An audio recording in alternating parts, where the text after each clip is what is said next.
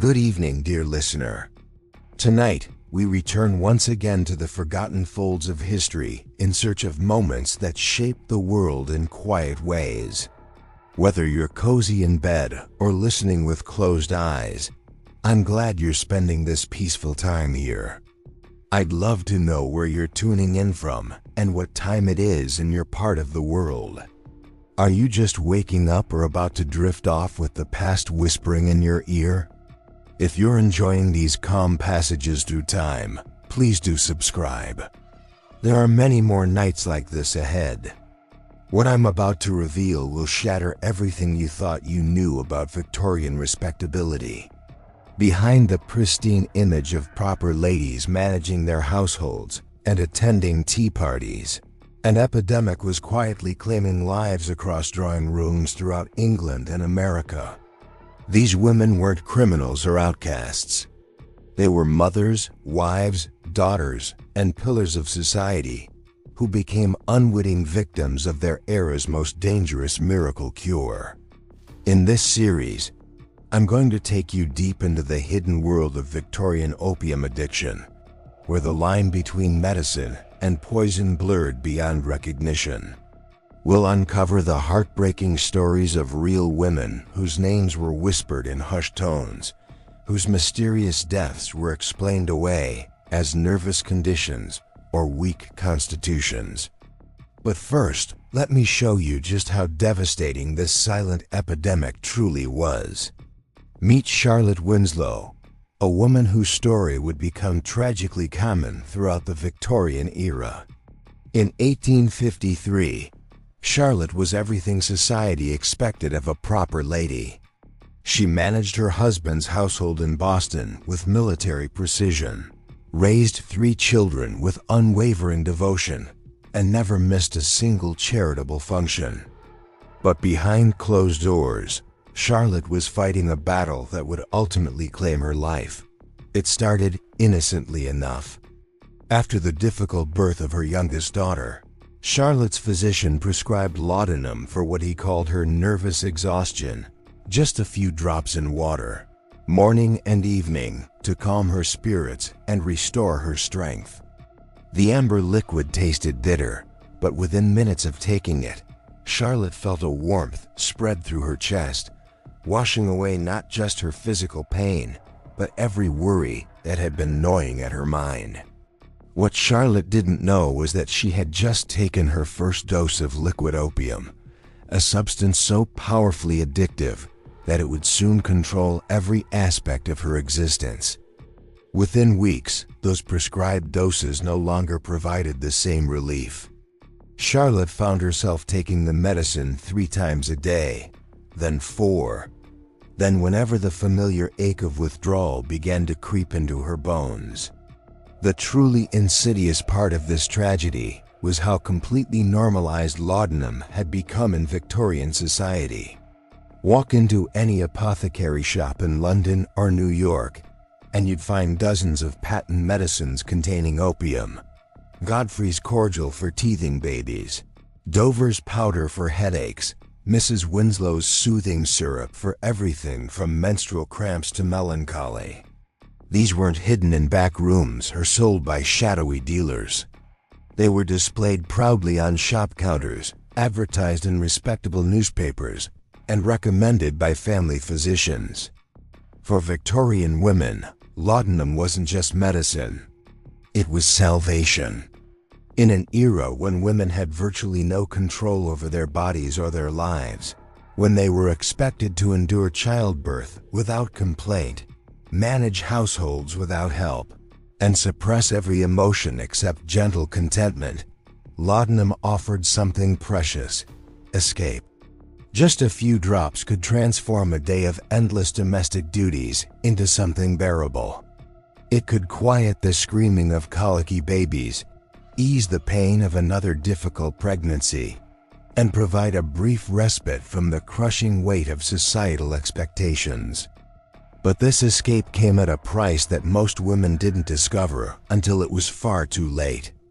The same qualities that made laudanum so appealing also made it devastatingly addictive. The opium didn't just relieve pain. It rewired the brain's chemistry, creating a physical dependence that grew stronger with every dose. Women who had started taking laudanum for legitimate medical reasons soon found themselves unable to function without it. Consider the case of Margaret Thornfield, a minister's wife in rural Yorkshire. Margaret began taking laudanum after developing what her doctor called neuralgia, a catch-all term for unexplained pain that Victorian physicians often used when they couldn't identify a specific ailment.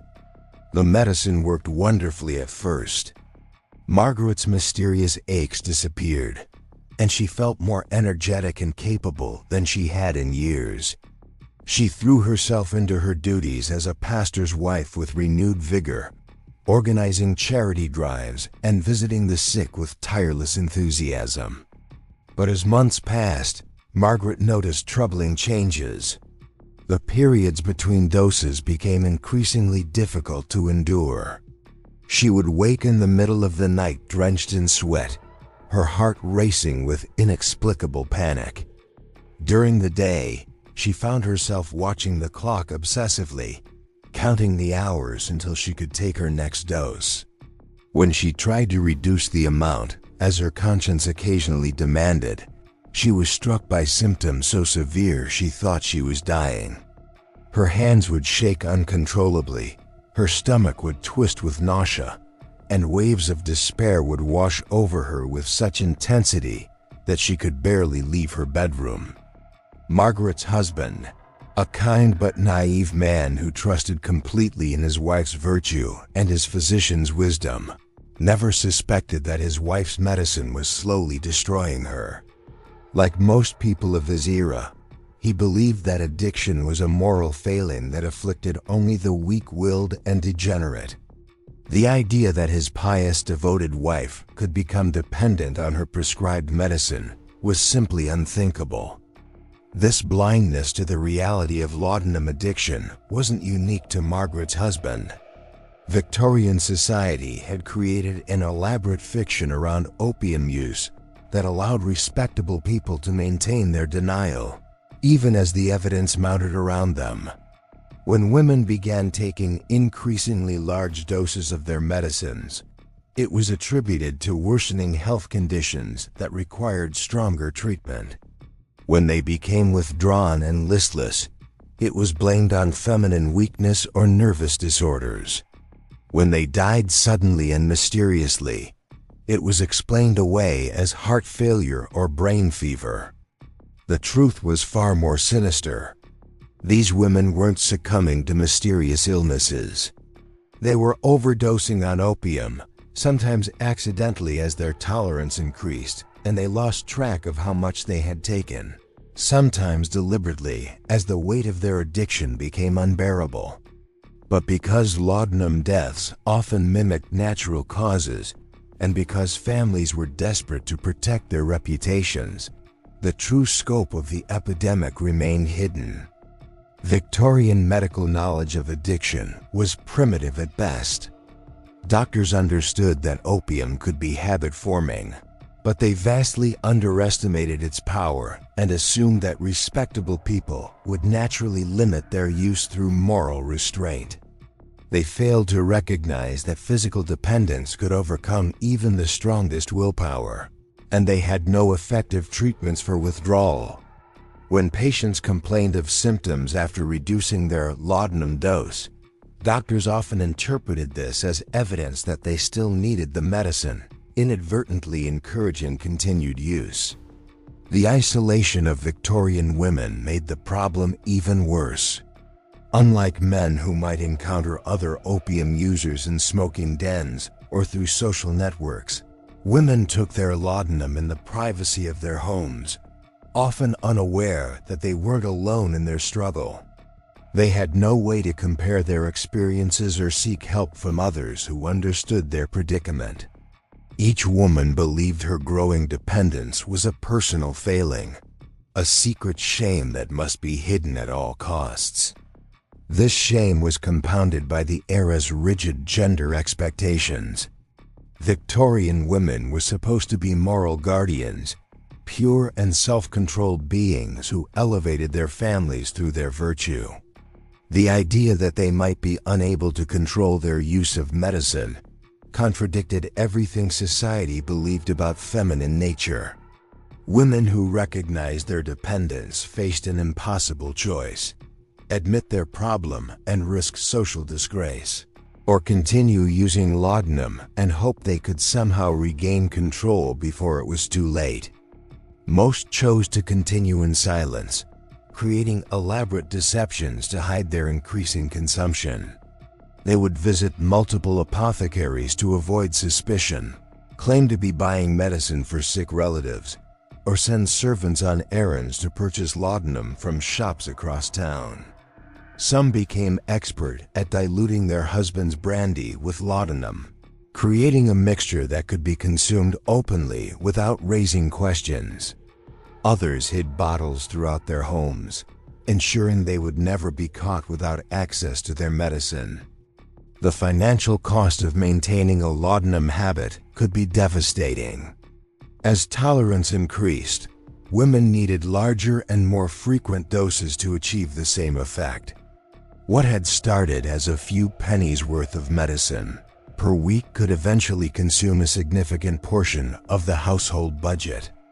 Women would sell jewelry, pawn household items, or find creative ways to skim money from their domestic allowances to fund their purchases. Some even resorted to theft, taking coins from their husbands' pockets or their children's piggy banks when desperation overwhelmed their moral constraints. But perhaps the most tragic aspect of the laudanum epidemic was how it robbed women of their relationships with their children. Mothers who had once been attentive and nurturing became distant and unpredictable under the influence of opium. They might be unnaturally cheerful and energetic shortly after taking their medicine, then irritable and withdrawn as the effects wore off. Children learned to read these mood cycles, approaching their mothers carefully during the good periods and avoiding them during the bad ones. Some mothers, recognizing the damage their addiction was causing, made desperate attempts to quit. They would pour their laudanum down the drain in moments of resolve, only to send servants rushing to the apothecary hours later, when withdrawal symptoms became unbearable. Others tried to gradually reduce their doses, marking careful measurements on their bottles and setting strict schedules for consumption. But without medical support or understanding of the process, these efforts almost invariably failed. The medical establishment's ignorance about addiction treatment meant that women who did seek help often received advice that made their situations worse. Doctors might recommend switching to different opium preparations, believing that variety would somehow reduce dependence. They prescribed additional drugs like alcohol or chloral hydrate to manage withdrawal symptoms, often creating new addictions alongside the original problem. Some physicians recommended complete rest cures, isolating women in private sanatoriums, where they were given even more laudanum to keep them calm and compliant. The desperation of these women manifested in ways that would shock modern sensibilities. Eleanor Hartwell, wife of a prominent London banker, began crushing her laudanum tablets and mixing them with her morning tea when liquid preparations no longer satisfied her cravings. She would sit at her mahogany breakfast table, surrounded by fine china and fresh flowers, consuming what amounted to lethal doses of opium while discussing the weather with her unsuspecting husband. Eleanor's transformation was gradual but unmistakable to those who knew how to look. Her once rosy complexion became pale and waxy, her eyes took on a glassy, distant quality, and her movements became languid and dreamlike. She would nod off during afternoon visits, her embroidery falling from limp fingers as she drifted into opium-induced stupors. When questioned about her health, she would smile serenely and speak of feeling wonderfully peaceful, as if she had discovered some secret to contentment that others couldn't understand. The servants in these grand households often became unwitting accomplices in their mistress's addictions.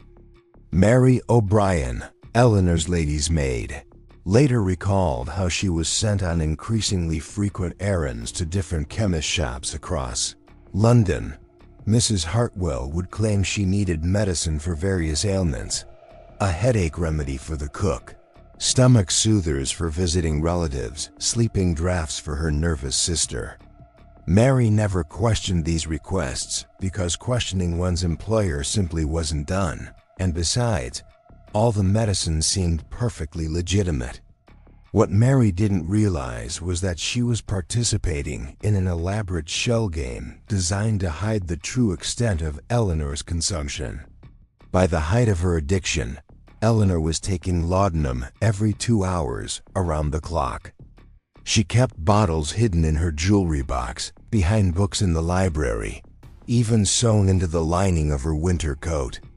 The woman who had once prided herself on running an impeccable household could no longer remember whether she had given instructions to the cook or paid the weekly bills.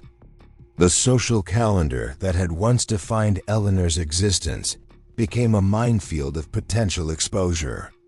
She would accept invitations to tea parties and charity events, then spend agonizing hours calculating when she could take her medicine without being observed. Sometimes she would excuse herself multiple times during a single afternoon visit, claiming feminine indisposition, while she retreated to consume laudanum in the host's powder room. Other times she would arrive at social gatherings already heavily medicated, speaking too slowly and smiling too broadly while her friends exchanged worried glances. Victorian etiquette provided perfect cover for these behaviors because polite society had developed elaborate codes for ignoring uncomfortable truths. When Eleanor began missing important social events or arriving in obviously altered states, her friends simply stopped mentioning it. They would speak around her condition, referring to her delicate constitution or her ongoing treatment for nervous exhaustion. This conspiracy of silence allowed the addiction to progress unchecked while maintaining the fiction that everything was perfectly normal.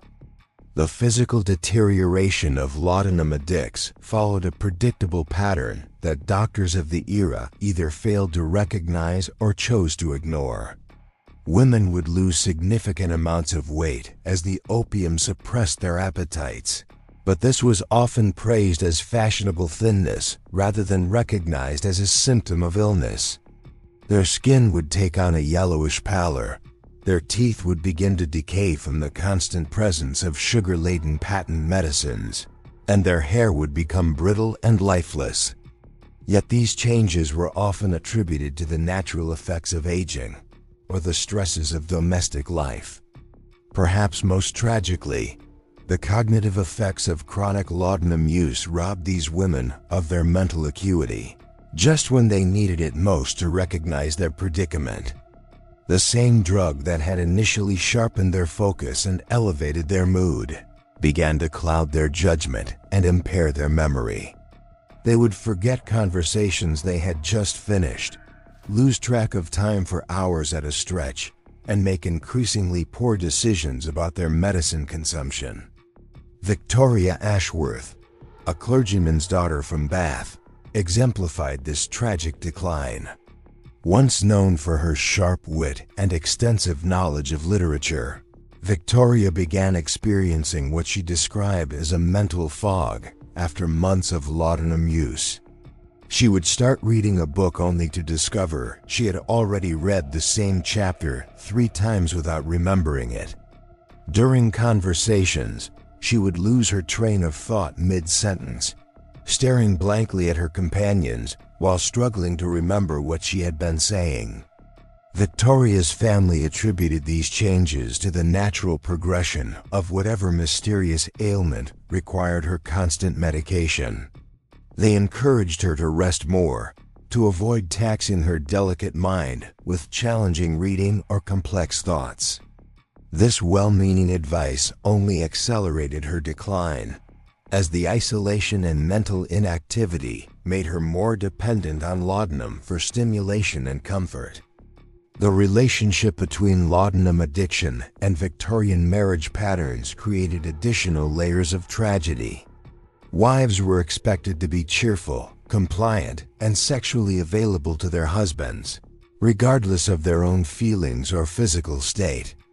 Laudanum provided a chemical solution to this impossible expectation, allowing women to perform their marital duties while feeling emotionally detached from the experience. Some women began taking extra doses before intimate encounters, using opium to numb themselves to unwanted sexual contact. This use of laudanum as a coping mechanism for marital rape, though never acknowledged or discussed openly, became disturbingly common among Victorian women. The drug allowed them to dissociate from traumatic experiences while maintaining the appearance of wifely compliance. Husbands often interpreted their wives' drugged passivity as contentment, never recognizing that they were essentially assaulting unconscious women. The pregnancy experiences of laudanum-addicted women were particularly horrific. Opium crosses the placental barrier readily, meaning that unborn children were exposed to the drug throughout their development. Babies born to addicted mothers often suffered from what doctors described as nervous conditions or failure to thrive, not understanding that these infants were experiencing withdrawal from drugs they had never consciously consumed. Sarah Pemberton, a merchant's wife in Manchester, gave birth to 4 children during her years of laudanum addiction. Each pregnancy became progressively more difficult as her tolerance increased and her health deteriorated. Her first child, conceived before her addiction began, was healthy and robust. But her subsequent children were born small and sickly, prone to crying fits and digestive problems that no amount of care seemed to cure.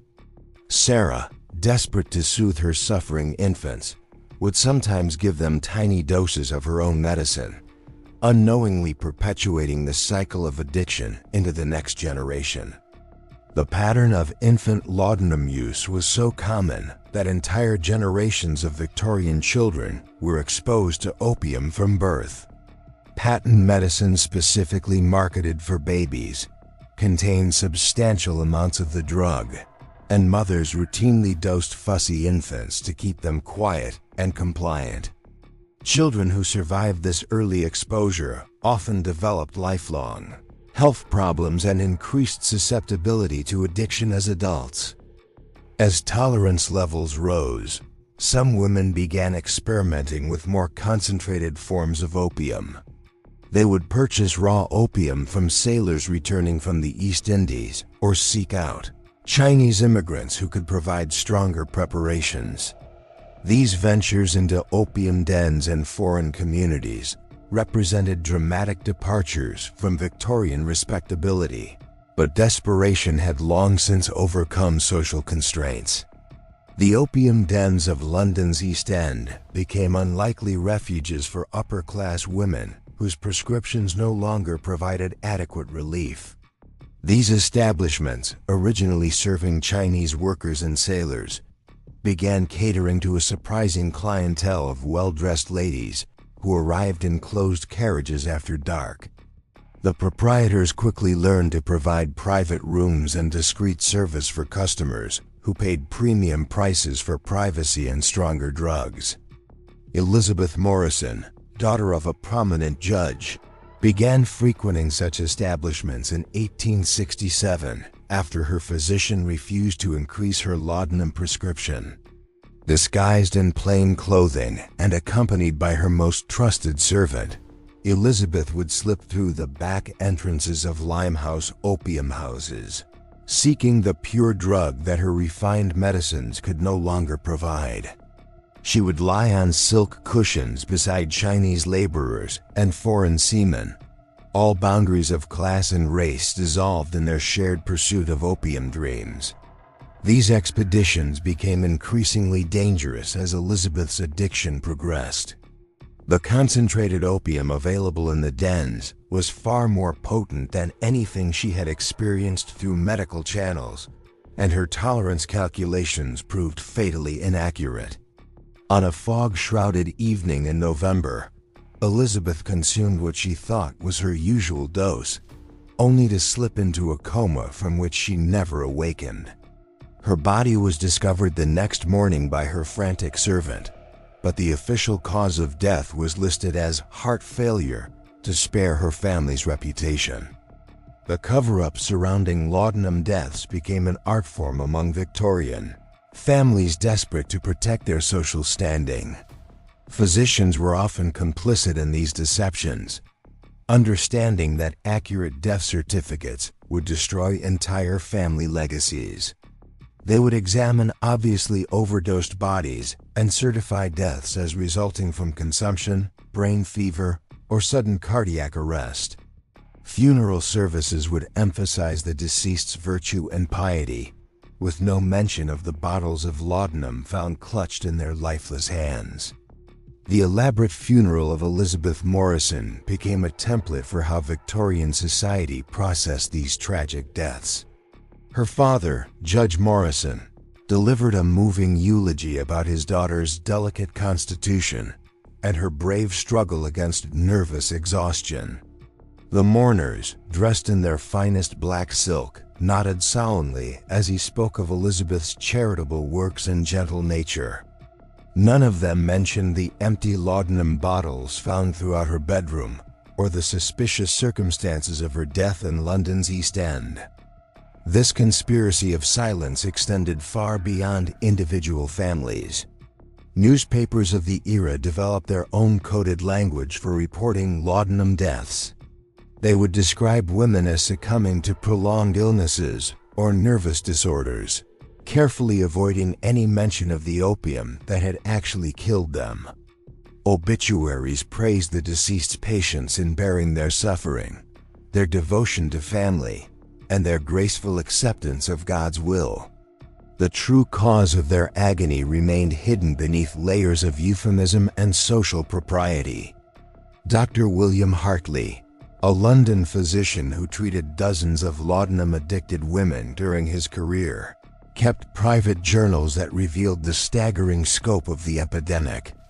His notes, discovered decades later, documented case after case of respectable women who had lost control of their medicine consumption.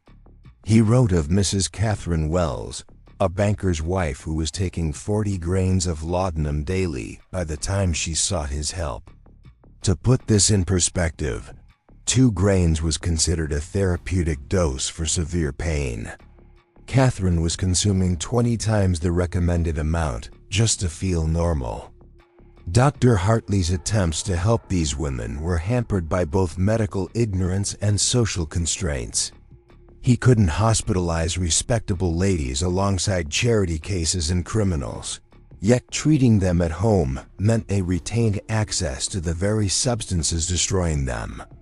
His suggested treatment plans read like exercises in futility, gradual reduction schedules that patients couldn't follow, moral lectures about willpower that ignored the physical reality of addiction, and recommendations for travel to distant climates, where patients simply found new sources for their drugs. The international nature of the opium trade meant that Victorian women could feed their addictions almost anywhere in the civilized world. Agnes Whitmore, fleeing her husband's growing suspicions about her laudanum use, accompanied her sister on an extended tour of European spas. She discovered that German apothecaries sold even stronger opium preparations than their English counterparts, and that Swiss sanitariums would provide unlimited quantities of the drug to wealthy patients seeking treatment for nervous conditions. Agnes spent 6 months moving from spa to spa, always claiming to need stronger medicine for her worsening condition. She would arrive at each new establishment appearing wan and suffering, dramatically describing symptoms that any physician would recognize as requiring opiate treatment. The European medical community, even more deferential to wealthy English ladies than their domestic counterparts, readily prescribed whatever Agnes requested. But the constant travel and increasing drug consumption began taking a visible toll. Agnes' letters home, initially cheerful accounts of scenic mountain views and therapeutic treatments, became increasingly erratic and confused. She would write the same news multiple times in a single letter, forget important family events, and describe conversations with people who didn't exist. Her handwriting, once elegant and precise, became shaky and barely legible. When Agnes finally returned to England, her transformation shocked even those who had known about her laudanum use. She appeared to have aged decades during her months abroad, her face gaunt and her movements unsteady. She spoke in whispers, as if afraid that normal conversation might shatter her fragile composure. Most disturbing of all, she seemed to exist in a perpetual state of confused euphoria, smiling serenely while discussing tragic events and responding to questions that hadn't been asked. Agnes' husband, initially grateful for her apparent calm after years of witnessing her nervous agitation, gradually realized that something was terribly wrong. His wife would sit for hours staring at nothing, occasionally murmuring to herself in languages he didn't recognize. She would forget to eat for days at a time, then suddenly consume enormous meals before vomiting everything she had eaten. She began wearing the same clothes repeatedly, seemingly unaware that they were becoming soiled and wrinkled. The servants in the Whitmore household watched their mistresses decline with growing alarm. Mary, the head housekeeper, later recalled finding dozens of empty laudanum bottles hidden throughout Agnes' bedroom. Some were concealed inside hat boxes, others tucked behind books, or sewn into dress pockets. The sheer quantity suggested that Agnes was consuming amounts that would have killed an inexperienced user, her tolerance having reached levels that defied medical understanding. Agnes' final weeks followed a pattern that had become tragically familiar among late-stage laudanum addicts. She would experience periods of relative clarity, during which she would recognize the severity of her condition and make desperate promises to reform. She would pour bottles of medicine down the drain, burn her secret stashes, and swear to her husband that she was finally free from her dependence. But these moments of clarity were invariably followed by crushing waves of withdrawal that drove her back to even heavier use. She would send servants on urgent missions to every apothecary in London, claiming she needed medicine for suddenly developed ailments. When local sources became suspicious of her frequent purchases, she began ordering laudanum through the mail, using false names and having packages delivered to addresses throughout the city. The physical symptoms of Agnes' withdrawal attempts were so severe that her husband began to believe she was genuinely dying from some mysterious disease. She would shake uncontrollably, sweat profusely despite cool weather, and experience hallucinations that left her screaming in terror. Her heart would race so violently that her pulse could be seen beating in her neck, and she would suffer from diarrhea and vomiting that left her completely dehydrated. These symptoms, which modern medicine recognizes as classic opiate withdrawal, were interpreted by Victorian physicians as evidence of serious organic disease. They would examine Agnes during her worst moments and conclude that she needed even stronger medications to combat whatever illness was ravaging her system. Their well-intentioned treatments only deepened her addiction, creating a medical merry-go-round that trapped her in escalating cycles of dependence. The psychological effects of chronic laudanum use were perhaps even more devastating than the physical symptoms. Agnes began experiencing what she described as waking dreams, elaborate fantasies that seemed more real to her than actual events. She would have detailed conversations with her deceased mother, plan parties for guests who never arrived, and become convinced that servants were stealing from her while she slept. These delusions became increasingly paranoid and violent.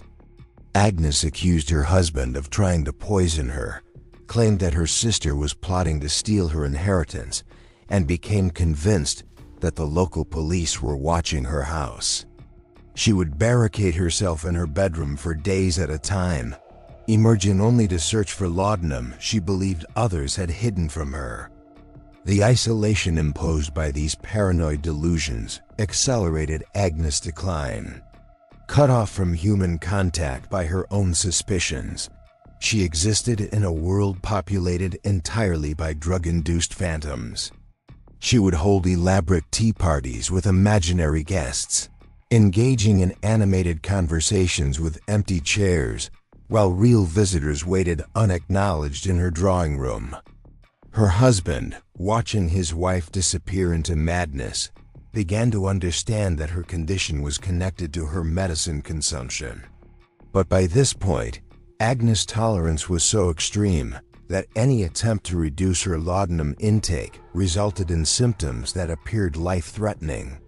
She would collapse into convulsions, her breathing would become shallow and irregular, and her skin would take on a bluish tinge that suggested imminent death.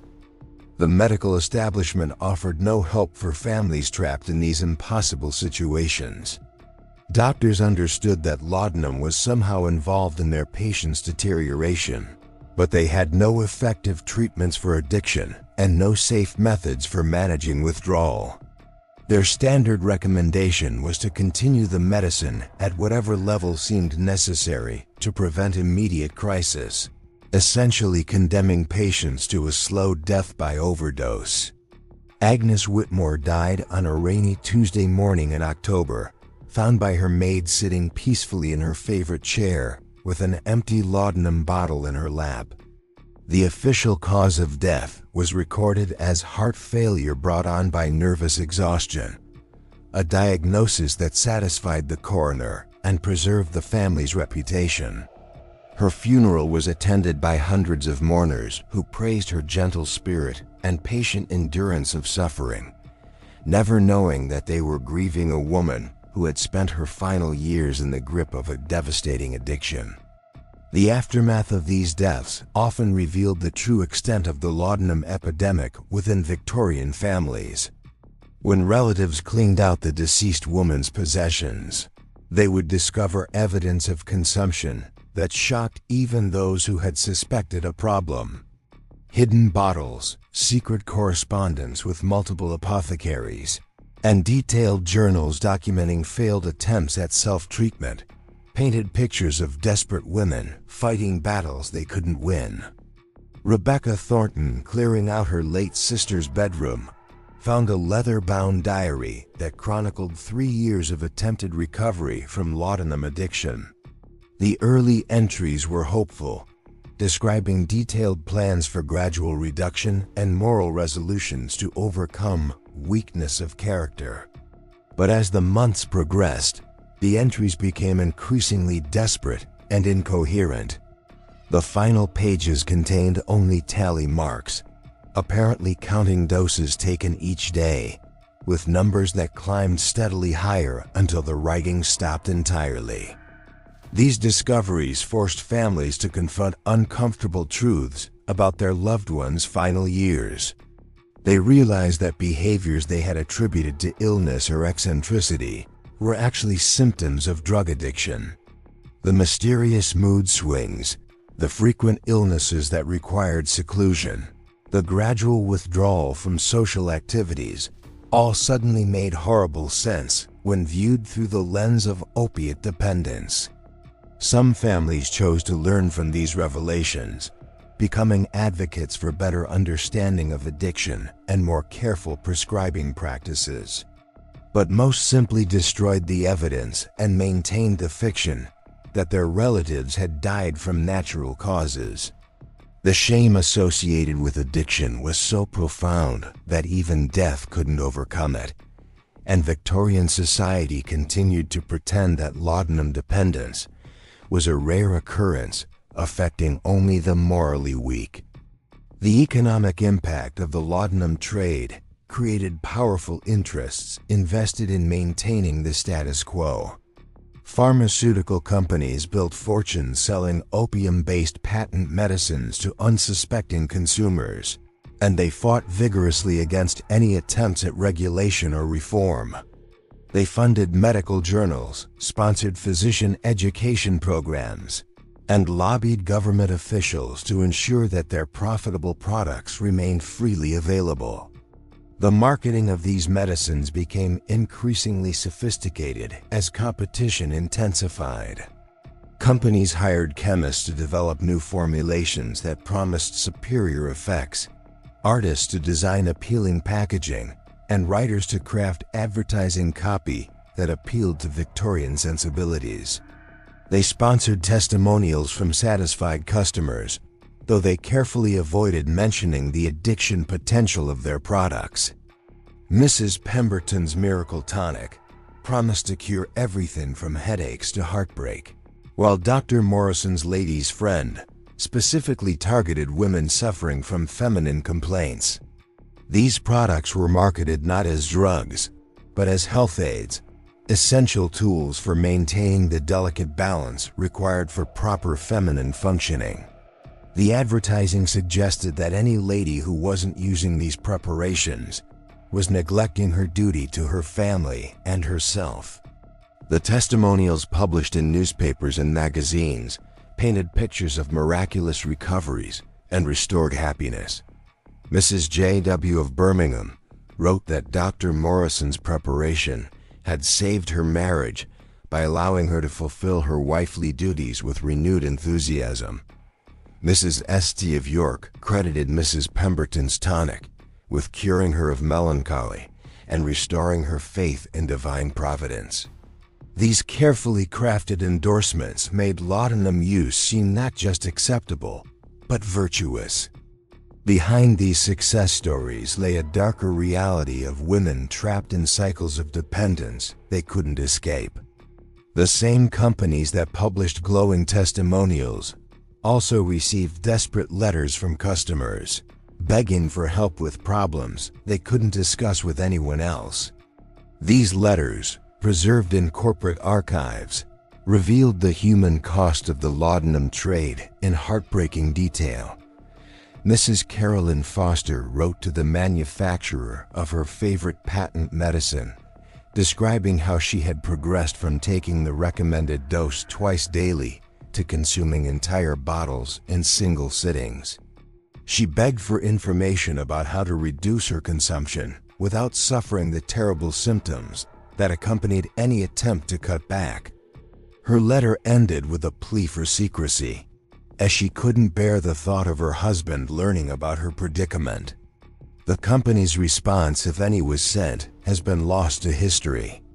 But the pattern of these letters suggests that manufacturers were well aware of their product's addictive potential and chose to ignore it in favor of continued profits. They continued marketing laudanum preparations as safe and beneficial, while receiving regular reports of the devastation these products caused in the lives of their customers. The medical profession's complicity in the laudanum epidemic extended beyond simple ignorance about addiction. Many physicians had financial relationships with pharmaceutical companies, receiving payments for recommending specific products or allowing their names to be used in advertising materials. Others owned stock in drug manufacturing companies or operated their own patent medicine businesses on the side. This web of financial incentives created a system where the very people who should have been protecting patients from dangerous drugs instead promoted their use.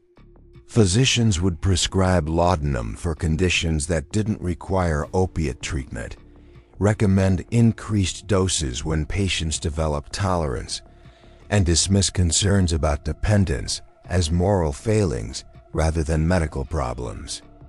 Dr. Harrison Blackwell, a prominent London physician, exemplified this corruption. His private practice catered to wealthy women suffering from nervous conditions, and his standard treatment protocol involved large doses of laudanum combined with extended rest cures. He charged enormous fees for these treatments, while maintaining financial relationships with 3 different pharmaceutical companies. His patient files, discovered after his death, revealed that he knew many of his clients were becoming addicted to their medications, but continued prescribing them anyway. The rest cure facilities that became popular during the Victorian era often functioned as upscale addiction mills, keeping wealthy patients sedated with massive doses of laudanum while charging their families exorbitant fees for treatment. These establishments promised to cure nervous exhaustion and feminine hysteria through complete rest and medical supervision, but they actually created new addictions or worsened existing ones. Millicent Ashford spent 8 months at the prestigious Willowbrook Sanitarium seeking treatment for what her family physician had diagnosed as acute neurasthenia. The facility's promotional materials promised revolutionary treatments based on the latest European methods, but Millicent's experience consisted mainly of lying in bed while receiving regular doses of increasingly strong opiate preparations. The sanitarium's physicians explained that complete rest was essential for recovery from nervous conditions, and that any stimulation or activity would worsen her delicate state. They administered laudanum every 4 hours to ensure that Millicent remained calm and compliant, gradually increasing the doses as her body developed tolerance. By the time she left Willowbrook, she was consuming more opium than when she had arrived, but her family was told that her improvement was remarkable. This pattern of institutionalized addiction affected hundreds of women across England and America. Families would send their daughters, wives, and mothers to expensive treatment facilities, believing they were providing the best possible care for serious medical conditions. Instead, they were essentially paying for their loved ones to become more deeply addicted to dangerous drugs under medical supervision. The psychological manipulation employed by these facilities was particularly insidious. Patients who questioned their treatment or expressed concerns about their increasing medication needs were told that such worries were symptoms of their underlying conditions. Requests to reduce laudanum doses were interpreted as evidence of incomplete recovery, justifying continued treatment and higher fees. Women who tried to leave these facilities before their physicians deemed them ready were often declared mentally incompetent and held against their will. The combination of legal authority, family pressure, and physical dependence on institution-provided drugs created a system from which escape was virtually impossible. The stories of these institutional victims remained largely untold because the women themselves were either too impaired to advocate for themselves or too ashamed to admit what had happened to them. Many died while still confined to these facilities, their deaths attributed to the progression of their original nervous conditions rather than to opiate overdoses.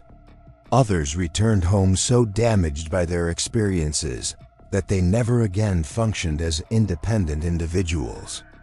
The laudanum epidemic's impact on Victorian childhood has been largely overlooked by historians, but the evidence suggests that an entire generation grew up in households where maternal drug addiction was the hidden norm. Children learned to read their mother's moods through the lens of medication schedules, understanding instinctively when it was safe to approach for comfort and when they should make themselves scarce.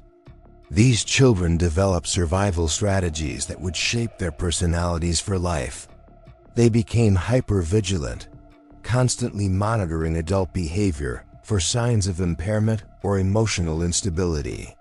They learned to be self-sufficient at unusually young ages, taking care of their own needs when their mothers were too drugged to notice their existence. Most tragically, they often blamed themselves for their mother's condition. believing that they had somehow caused the mysterious illness that required constant medication. The intergenerational transmission of trauma from the laudanum epidemic would echo through Victorian families for decades. Children who grew up with addicted mothers often developed their own substance abuse problems as adults or became attracted to partners who struggled with similar issues. The normalization of drug dependence within their childhood homes made it difficult for them to recognize addiction as abnormal or dangerous. Some of these children became advocates for drug reform as adults, drawing on their painful childhood experiences to argue for better regulation of opiate medicines. But many more simply repeated the patterns they had learned at home, passing the legacy of addiction and dysfunction onto their own children in an endless cycle of generational damage. The tragedy of laudanum addiction reached its darkest depths when examining the pharmaceutical industry's deliberate targeting of pregnant women and new mothers. Companies like Bayer and Parke-Davis developed specific marketing campaigns that portrayed opium-based medicines as essential for maternal health, claiming that expectant mothers who didn't use these preparations were endangering both themselves and their unborn children. Dr. Samuel Richardson's maternal cordial promised to ensure easy deliveries and healthy babies, while Mrs. Hartwell's nursing mother's friend guaranteed abundant milk production and calm dispositions. These products contained astronomical amounts of opium, often exceeding the concentrations found in medicines marketed to the general population.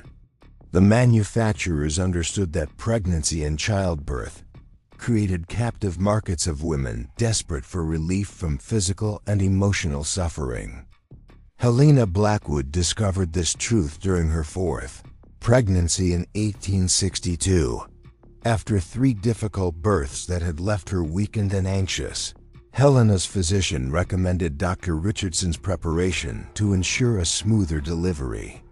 The medicine seemed miraculous during her pregnancy, eliminating the nausea and emotional volatility that had plagued her previous experiences. Helena felt serene and confident, convinced that she had finally found the secret to comfortable motherhood. But when Helena's daughter was born, the infant exhibited strange behaviors that no one could explain. Little Margaret would scream for hours without apparent cause, her tiny body rigid with a tension that nothing seemed to soothe. She refused to nurse properly, turning away from her mother's breast with what appeared to be distress. Most troubling of all, the baby seemed to experience episodes where she would shake uncontrollably, her face contorting as if in pain. The family physician attributed these symptoms to a nervous temperament inherited from Helena's delicate constitution. He recommended continuing the maternal cordial throughout the nursing period to ensure that Helena's milk would carry calming properties to her agitated infant.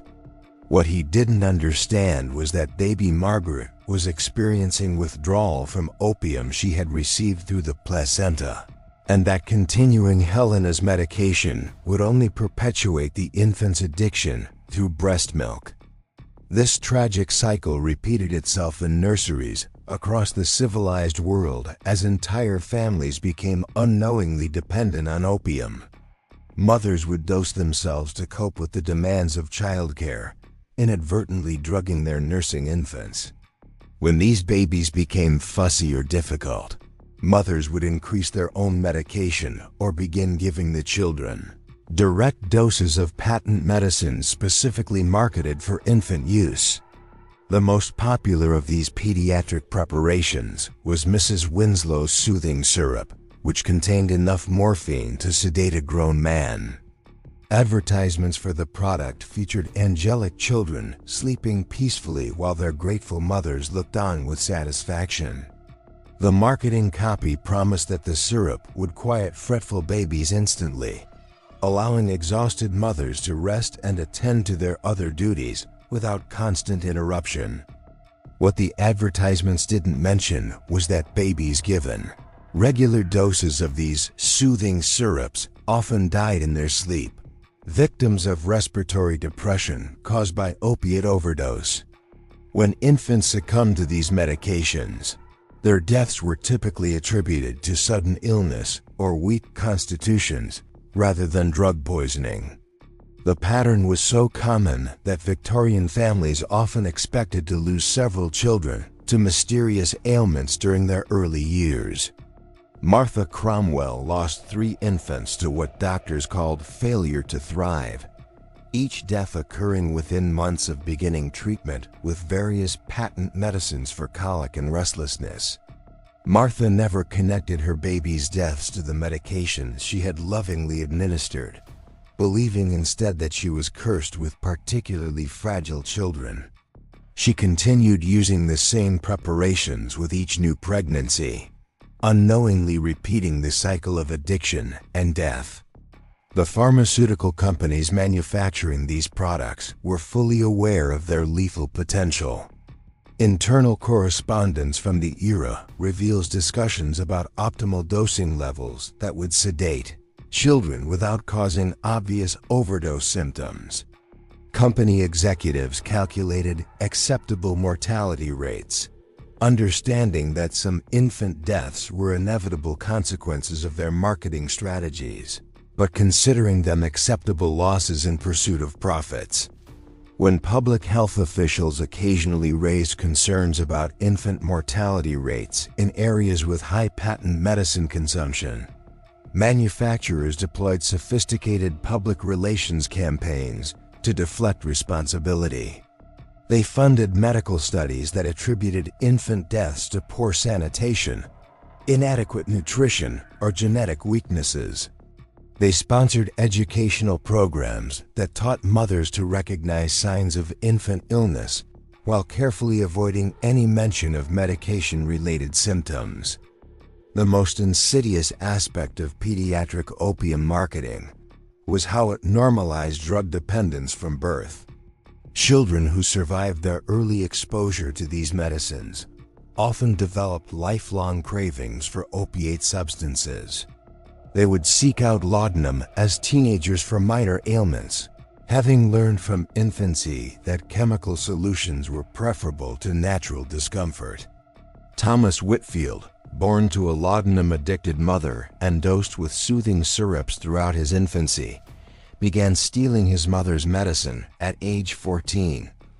He had discovered that small amounts of laudanum eliminated the mysterious aches and restlessness that had plagued him since childhood, not understanding that these symptoms were actually withdrawal effects from the opium he had consumed as a baby. By the time Thomas reached adulthood, he was purchasing laudanum in quantities that shocked even experienced apothecaries. His tolerance, developed through years of intermittent exposure beginning in the womb, allowed him to consume doses that would have killed other young men. He moved through a series of jobs and relationships, unable to maintain stability while battling an addiction he had never chosen to acquire. Thomas's story was repeated countless times throughout the Victorian era, as children born into opium-saturated households grew up to become the next generation of addicts. The pharmaceutical industry had essentially created a self-perpetuating market by ensuring that addiction would pass from parent to child like a hereditary disease. The international scope of the laudanum trade created additional complications for families trying to understand or address addiction problems. Opium poppies cultivated in Turkey, India, and China were processed into various preparations in European laboratories, then shipped worldwide with minimal regulation or quality control. The same base ingredients might be formulated into dozens of different products with wildly varying potencies. Isabella Pembroke discovered this dangerous variability during a family trip to continental Europe in 1868. Having maintained her laudanum addiction for several years, using consistent British preparations, Isabella found herself in crisis when her usual medicines proved unavailable in French apothecaries. The laudanum she purchased in Paris was significantly stronger than what she was accustomed to, leading to an accidental overdose that left her unconscious for 2 days. Isabella's husband, still unaware of the true nature of her condition, summoned local physicians who diagnosed her collapse as a severe attack of nervous exhaustion brought on by travel fatigue. They prescribed additional opium-based medicines to restore her strength, inadvertently worsening her already dangerous level of intoxication. Isabella spent the remainder of their European vacation in a semi-conscious state, her family attributing her condition to the delicate health that had always required careful medical management. The lack of standardization in international drug manufacturing created a deadly lottery for addicted women who found themselves away from their usual suppliers. German preparations might be twice as strong as English equivalents, while Italian formulations could be diluted with alcohol that created additional complications. Women who traveled frequently learned to carry extensive supplies of their preferred medicines, but luggage limitations and customs inspections often forced them to rely on local products with unpredictable results. The diplomatic immunity enjoyed by wealthy foreign visitors complicated efforts to track or address laudanum deaths that occurred during international travel. When prominent English ladies died mysteriously in foreign hotels or sanitariums, their bodies were typically returned home quickly, with death certificates citing natural causes. The true circumstances of these deaths remained hidden behind veils of national pride and social propriety. Lady Catherine Worthington's death in a Swiss spa exemplified this pattern of international cover-up. Having traveled to the Alps seeking treatment for nervous exhaustion, Lady Catherine was found dead in her hotel suite, surrounded by empty medicine bottles from multiple countries. The Swiss authorities, eager to avoid a scandal that might damage their lucrative health tourism industry, certified her death as resulting from heart failure and arranged for immediate repatriation of her remains. The English press reported Lady Catherine's death as a tragic loss of a devoted mother and charitable benefactor who had succumbed to long-standing health problems while seeking the latest medical treatments abroad. Her funeral was attended by members of Parliament and foreign dignitaries, none of whom suspected that they were mourning a woman who had died from a massive opium overdose. These international incidents highlighted the global nature of the laudanum epidemic, demonstrating that opium addiction transcended national boundaries and cultural differences. Wealthy women from every developed nation were falling victim to the same dangerous medicines, and their deaths were being concealed by the same elaborate networks of professional and social complicity. The religious community's response to the laudanum epidemic revealed deep contradictions within Victorian moral frameworks. While churches preached against the evils of alcohol and tobacco, they remained largely silent about patent medicines that were destroying their female parishioners. This selective blindness reflected both genuine ignorance about addiction and a deliberate avoidance of issues that might challenge comfortable assumptions about feminine virtue.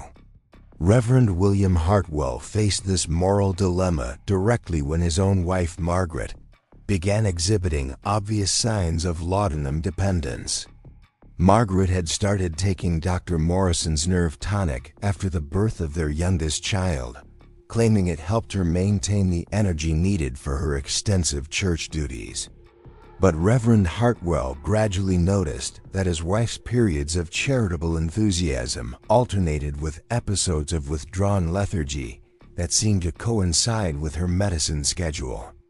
As a man of God, Reverend Hartwell believed that addiction was fundamentally a spiritual failing that could be overcome through prayer and moral discipline. He spent hours counseling his wife about the importance of self-control and the dangers of relying on earthly substances rather than divine strength. But his theological approach to what was actually a medical condition only increased Margaret's shame and desperation.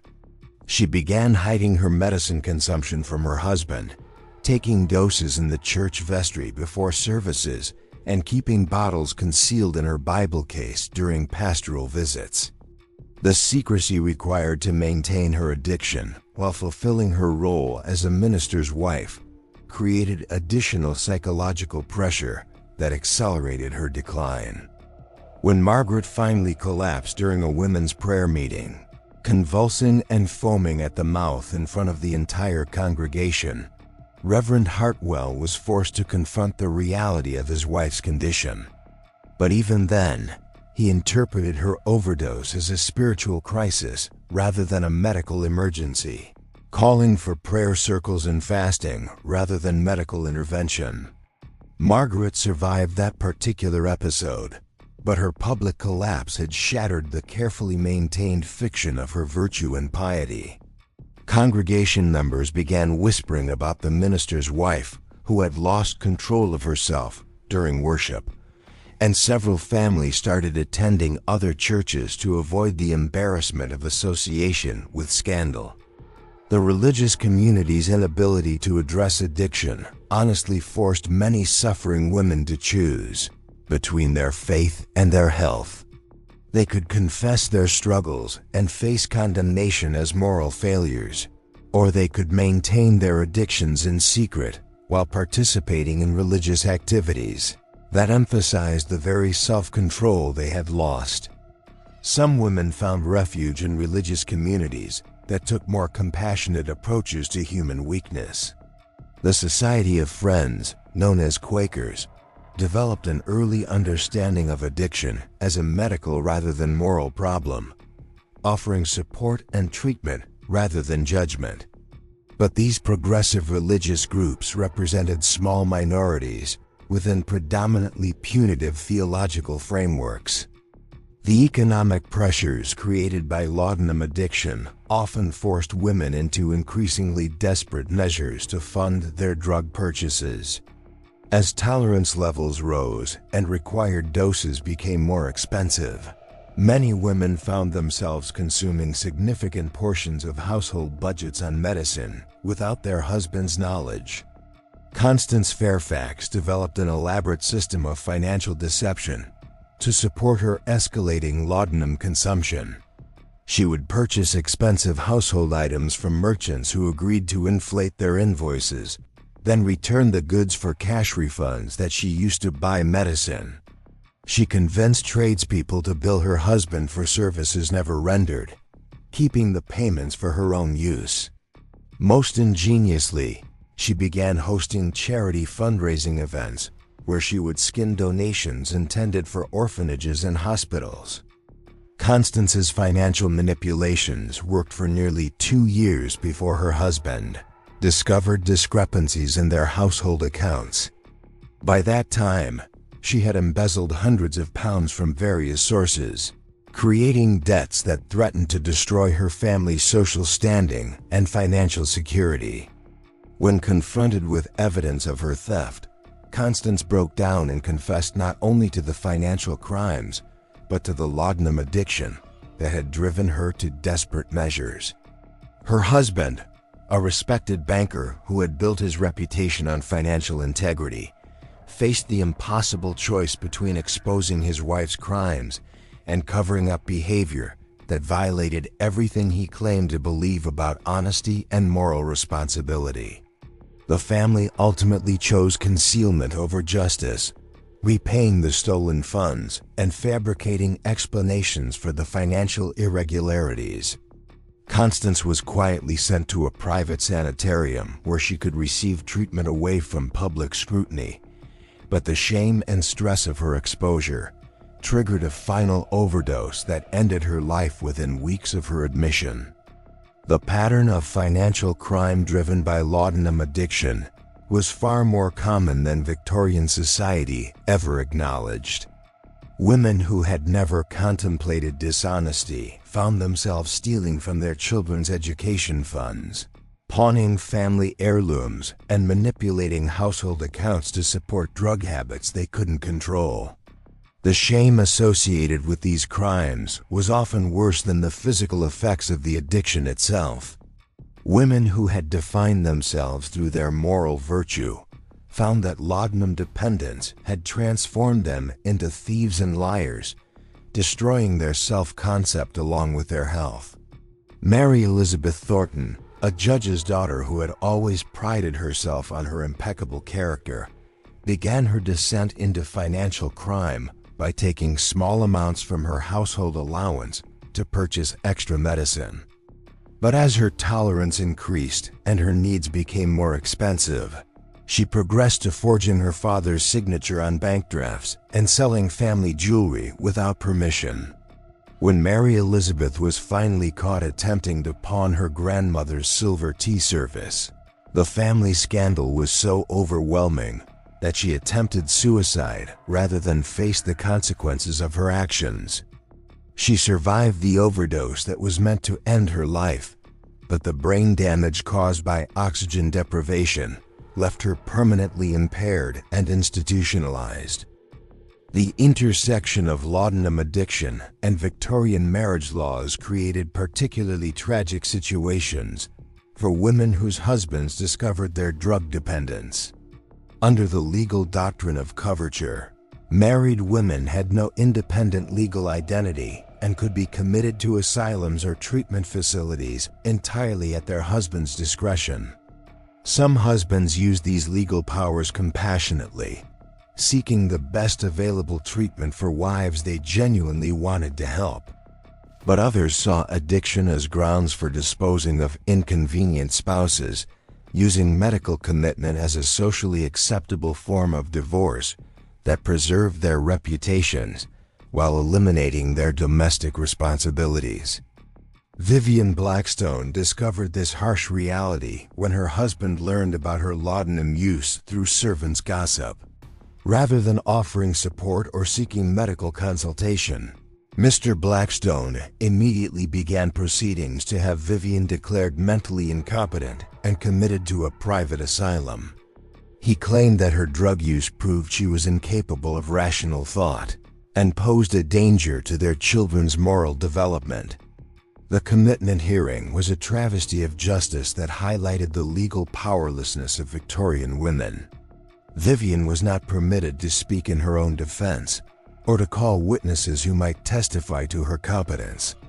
Her husband's word, supported by a family physician who had examined her while she was heavily sedated, was sufficient to strip her of all legal rights and consign her to indefinite institutional confinement. Vivian spent the final 8 years of her life in Brookhaven Asylum, a private facility that specialized in housing inconvenient family members from wealthy households. She was kept continuously medicated with the same laudanum that had destroyed her freedom, ostensibly to prevent the violent outbursts that never actually occurred. Her husband remarried within a year of her commitment, telling friends that his first wife had succumbed to a hereditary mental illness that made remarriage a sad necessity. The asylum records from Brookhaven and similar institutions revealed hundreds of women who had been committed primarily for laudanum addiction rather than genuine mental illness. These facilities functioned as dumping grounds for families who wanted to avoid the scandal of public addiction treatment or divorce proceedings. The conditions in these private asylums were often worse than those in public institutions because wealthy families paid premium fees for discretion rather than quality care. Women were kept isolated from outside contact, denied visitors who might question their treatment, and subjected to experimental therapies that often worsened their conditions. Dr. Heinrich Zimmermann, medical director of the prestigious Millbrook Sanitarium, developed what he called the exhaustion cure for female patients suffering from laudanum addiction. His treatment involved administering massive doses of opium to induce profound unconsciousness, then gradually reducing the medication while the patient remained sedated. The theory was that women could be weaned from addiction while unconscious, avoiding the psychological distress of withdrawal. In practice, Zimmerman's exhaustion cure killed more patients than it helped. Women would slip into comas from which they never awaken, or would emerge from sedation so brain damaged that they required permanent institutional care. But the treatment continued for years because families were desperate for any solution that promised to restore their loved ones' respectability. The few women who survived these experimental treatments and eventually gained release from private asylums often found that their years of institutionalization had destroyed any possibility of returning to normal life. They had lost touch with their children, who had been told their mothers were dead, and had been replaced in their social circles by women who had maintained their reputations intact. Elizabeth Harrington spent 6 years at Millbrook after being committed for laudanum addiction, emerging finally when her husband's business failures made continued private treatment financially impossible. She returned to a world where her teenage children no longer recognized her, her friends had forgotten her existence, and her position in society had been permanently forfeited. Elizabeth's attempts to rebuild her life were hampered by the social stigma of having been institutionalized and by the physical damage caused by years of experimental treatment. She had lost most of her teeth, suffered from chronic tremors, and experienced memory problems that made complex tasks impossible. Most tragically, she had developed an even more severe addiction to the medications used during her treatment, leaving her worse off than when she had first sought help. The stories of these institutional survivors were rarely told because the women themselves were too damaged or ashamed to speak publicly about their experiences. But their silent suffering represented the ultimate failure of Victorian society's approach to laudanum addiction, demonstrating how medical ignorance and social prejudice could transform treatable conditions into lifetime tragedies. The international trade networks that supplied opium to Victorian consumers created opportunities for particularly unscrupulous operators to exploit addicted women. Smugglers and black market dealers recognized that wealthy ladies represented lucrative customers who would pay premium prices for reliable supplies of high-quality drugs. Captain James Morrison, a former East India Company officer, established a sophisticated distribution network that supplied laudanum to upper-class women throughout London and the surrounding counties.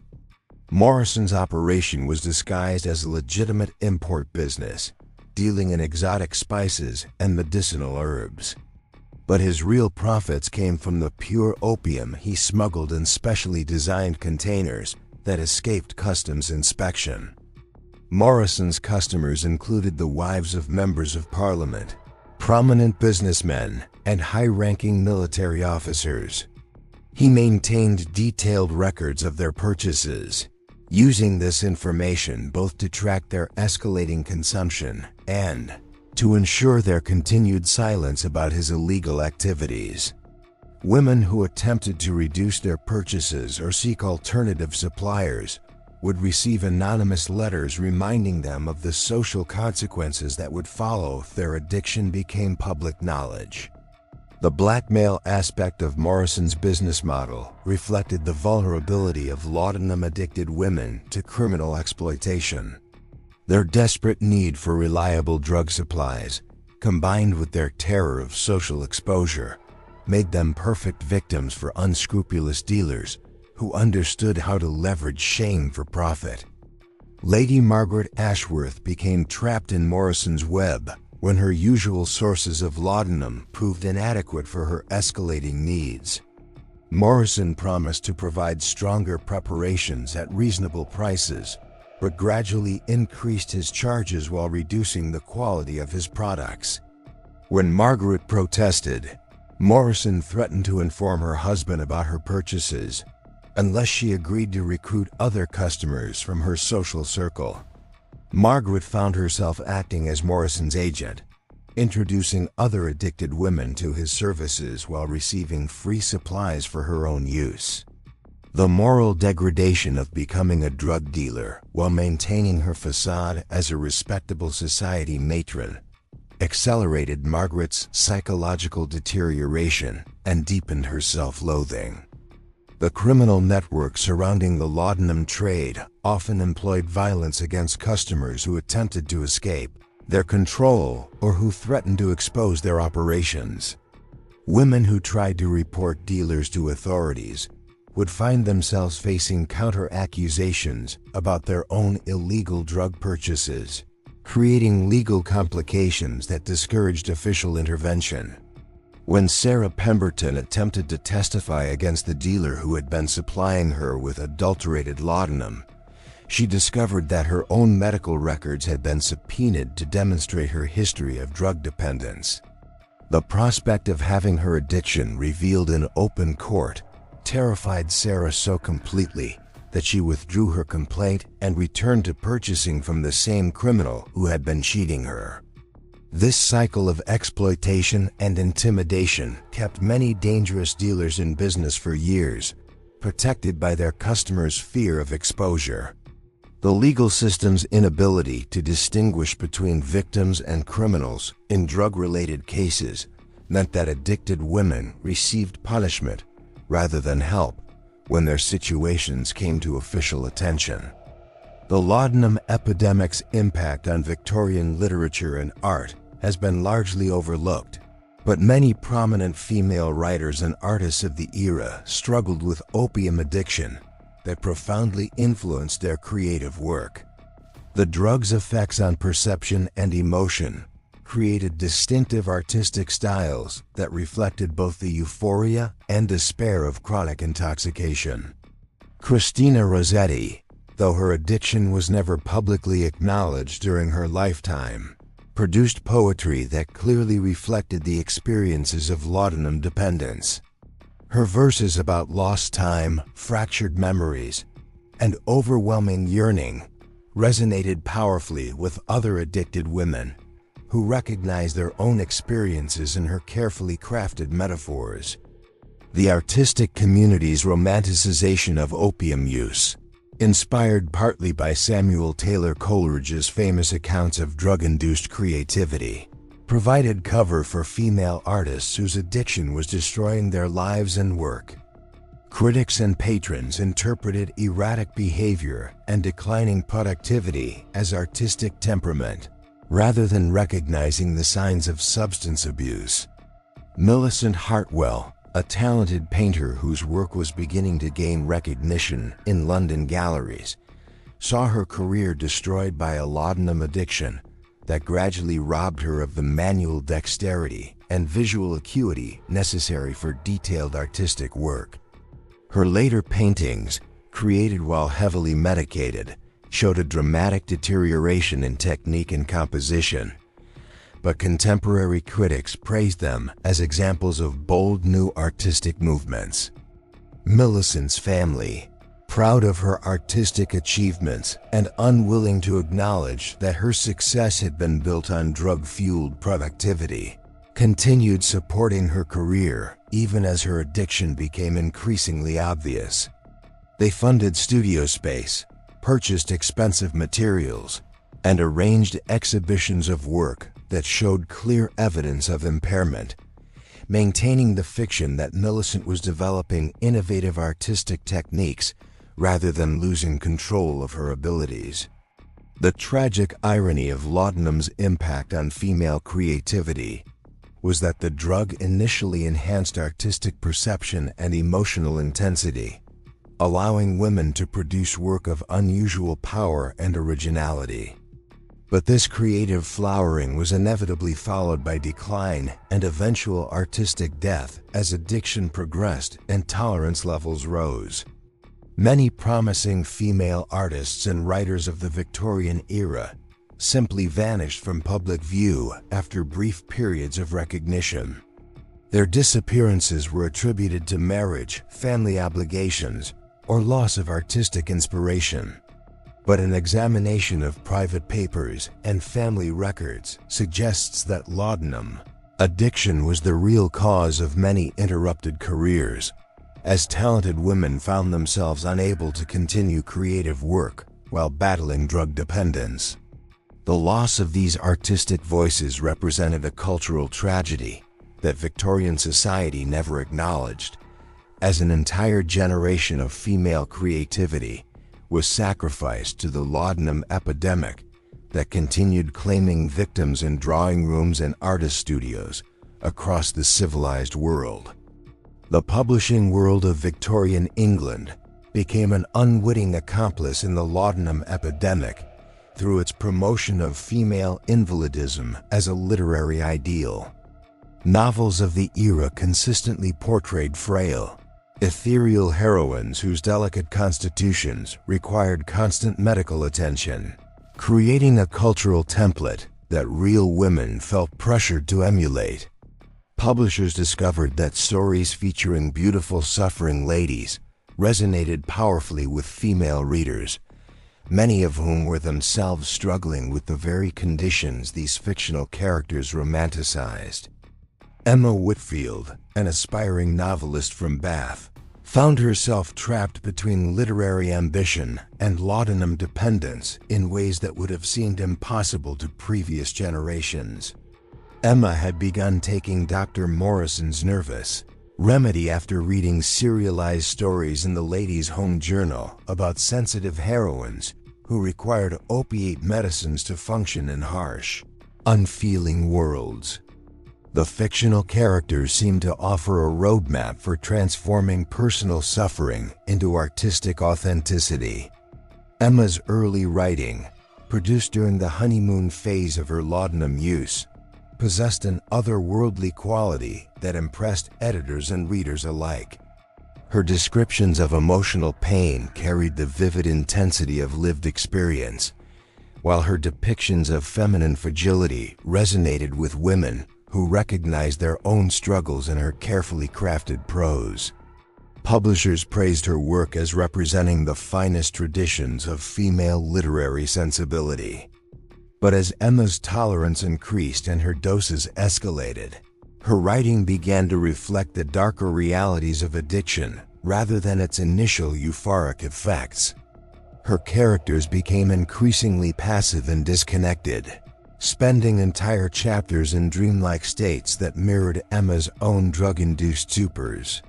Her once precise prose became rambling and repetitive, filled with half-completed thoughts and circular reasoning that reflected her deteriorating mental clarity. The publishing industry's response to Emma's declining work quality revealed how completely they misunderstood the connection between laudanum use and artistic production.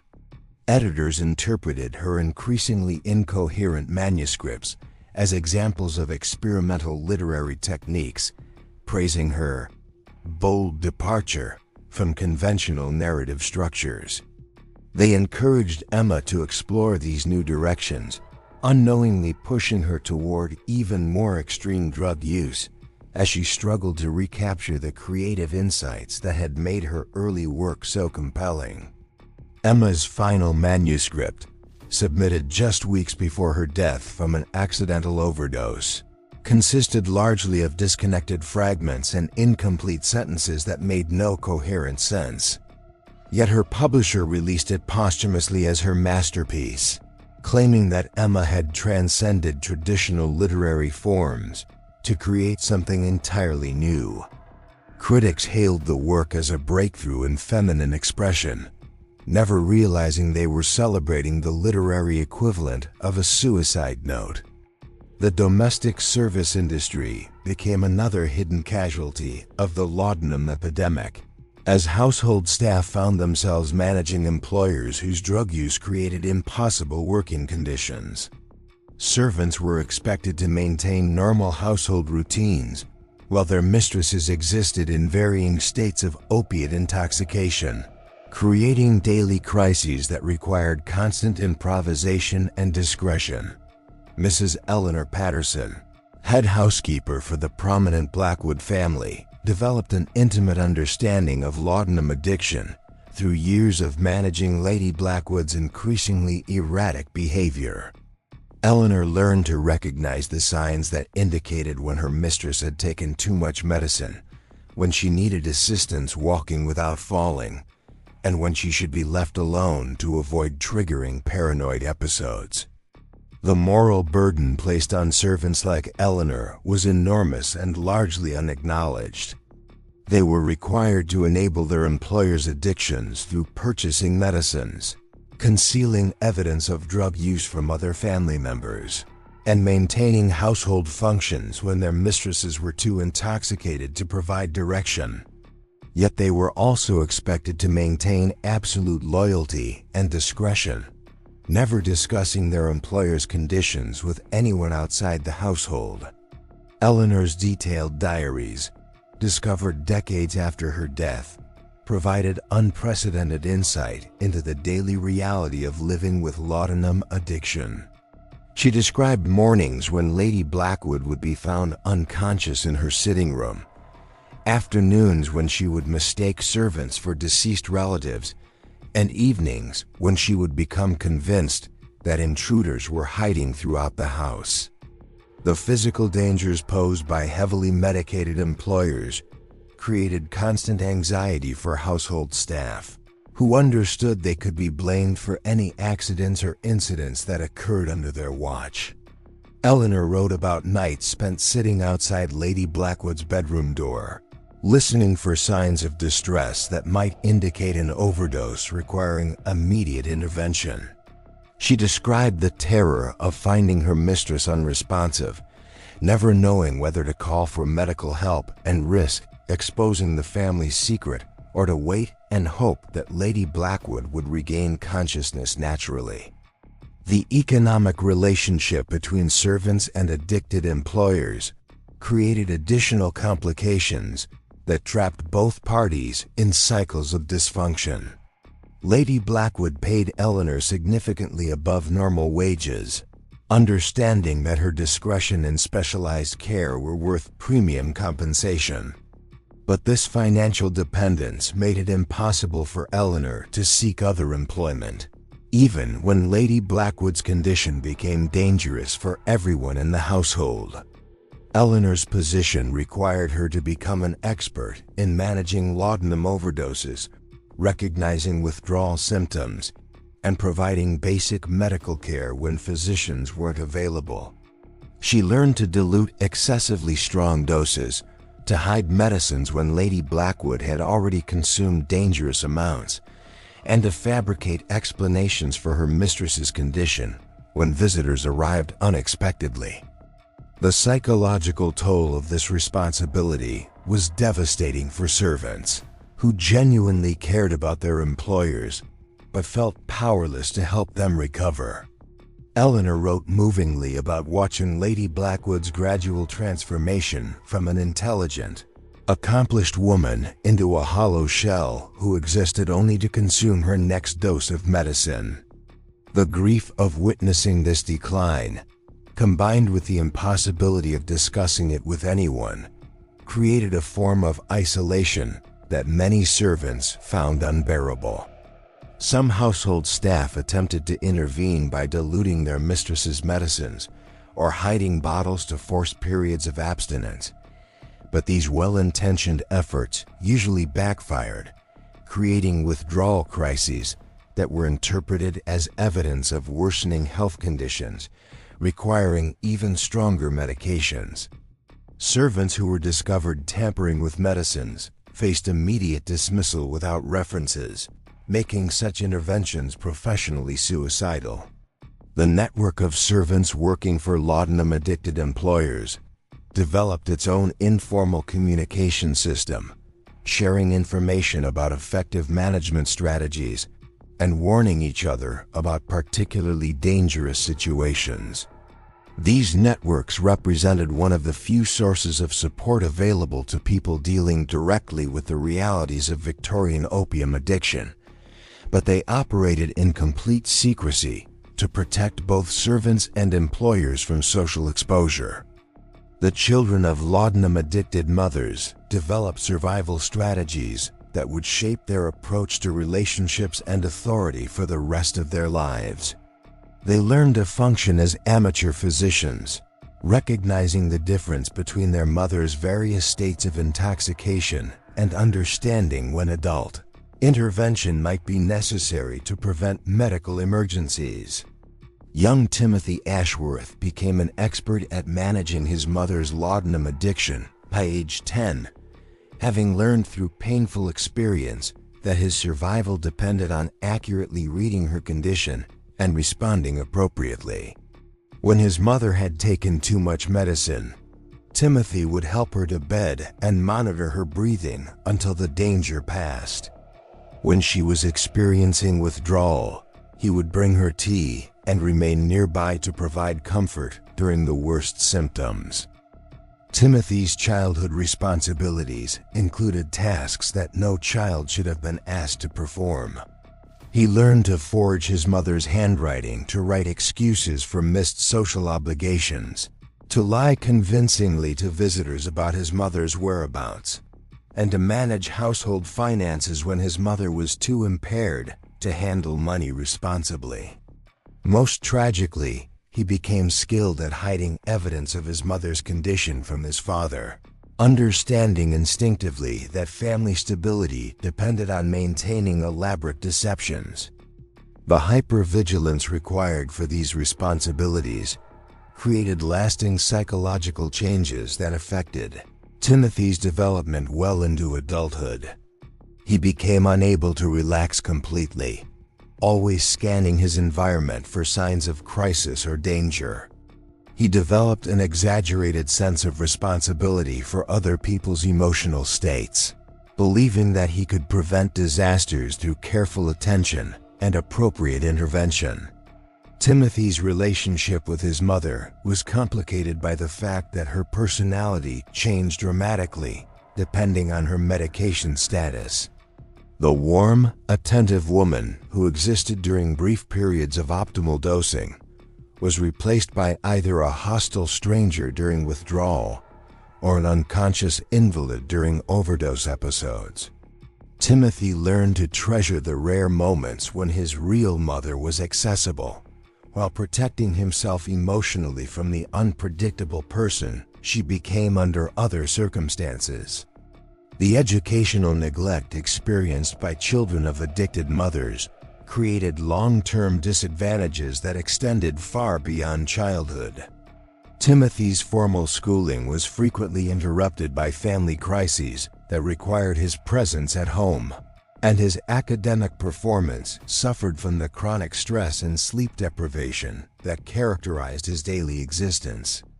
Teachers who might have recognized his potential instead saw a distracted, anxious child who seemed unable to focus on lessons.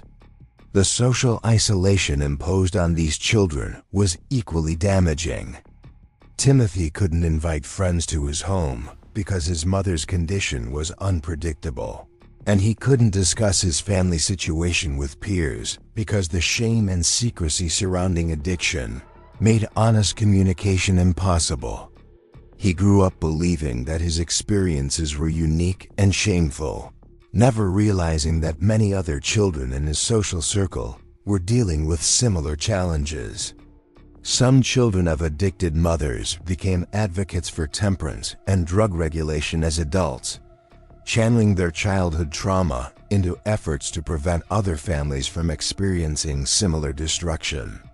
But many more developed their own substance abuse problems, having learned from early childhood that chemicals provided reliable solutions to emotional distress. The marriage patterns of laudanum-addicted women created multi-generational cycles of dysfunction that affected entire family trees. Women who had learned to use opium as a coping mechanism for marital difficulties often chose partners who were either unaware of their addiction or who were themselves struggling with substance abuse problems. Charlotte Pemberton's marriage to William Ashford exemplified this tragic pattern. Charlotte had begun using laudanum during her first marriage to manage the emotional trauma of domestic violence, and the drug had provided the only relief she could find from her husband's unpredictable rages. When her first husband died suddenly, Charlotte believed she had escaped the circumstances that required her medication, but she discovered that her physical dependence on opium had become independent of the original trauma. Charlotte's courtship with William was conducted entirely during periods when her laudanum use was carefully managed, presenting him with a version of herself that bore little resemblance to her true condition.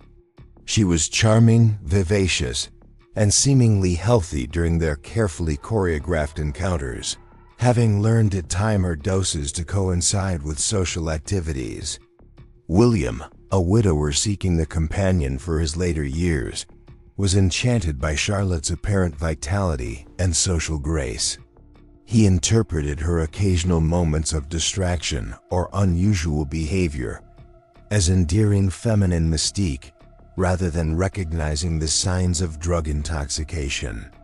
Their wedding was celebrated as a perfect match between two mature individuals who had found second chances at happiness. The reality of married life quickly shattered these romantic illusions. Charlotte's need for privacy to manage her medication schedule created immediate tensions, as William couldn't understand why his new wife required so much time alone in her chambers. Her mood swings, which had been carefully concealed during courtship, became impossible to hide during daily cohabitation. William's attempts to be a caring husband often interfered with Charlotte's drug management routines, creating conflicts that neither of them understood. When he suggested activities that conflicted with her dosing schedule, she would become anxious and irritable. When he planned trips that might limit her access to medicines, she would develop mysterious illnesses that required them to remain at home. The gradual revelation of Charlotte's addiction destroyed William's trust and left him feeling deceived and manipulated. He had entered the marriage believing he was caring for a delicate woman who needed gentle protection, only to discover that his wife was battling a condition he couldn't comprehend or control. The shame of acknowledging that he had been deceived made it impossible for William to seek advice or support from friends or family members. Charlotte's addiction progressed rapidly under the stress of trying to maintain her marriage while managing her drug dependence.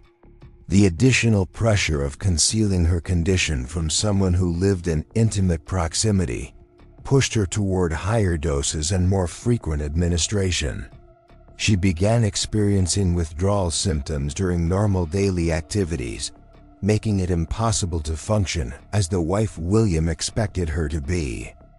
The financial strain of Charlotte's drug purchases created another source of marital conflict.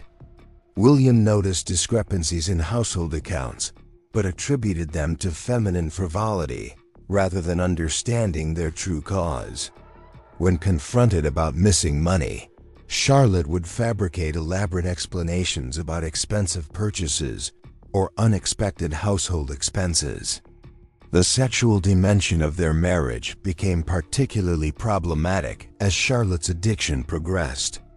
The opium affected her ability to experience physical pleasure or emotional intimacy, making marital relations feel mechanical and distressing. William interpreted her lack of responsiveness as rejection, never understanding that his wife was chemically incapable of the emotional connection he desired. Charlotte's final years were marked by increasingly desperate attempts to manage both her addiction and her marriage simultaneously. She would take massive doses of laudanum before social events to appear normal and happy, then suffer severe withdrawal symptoms in private while William remained unaware of her condition. The physical and emotional toll of this constant performance eventually proved unsustainable.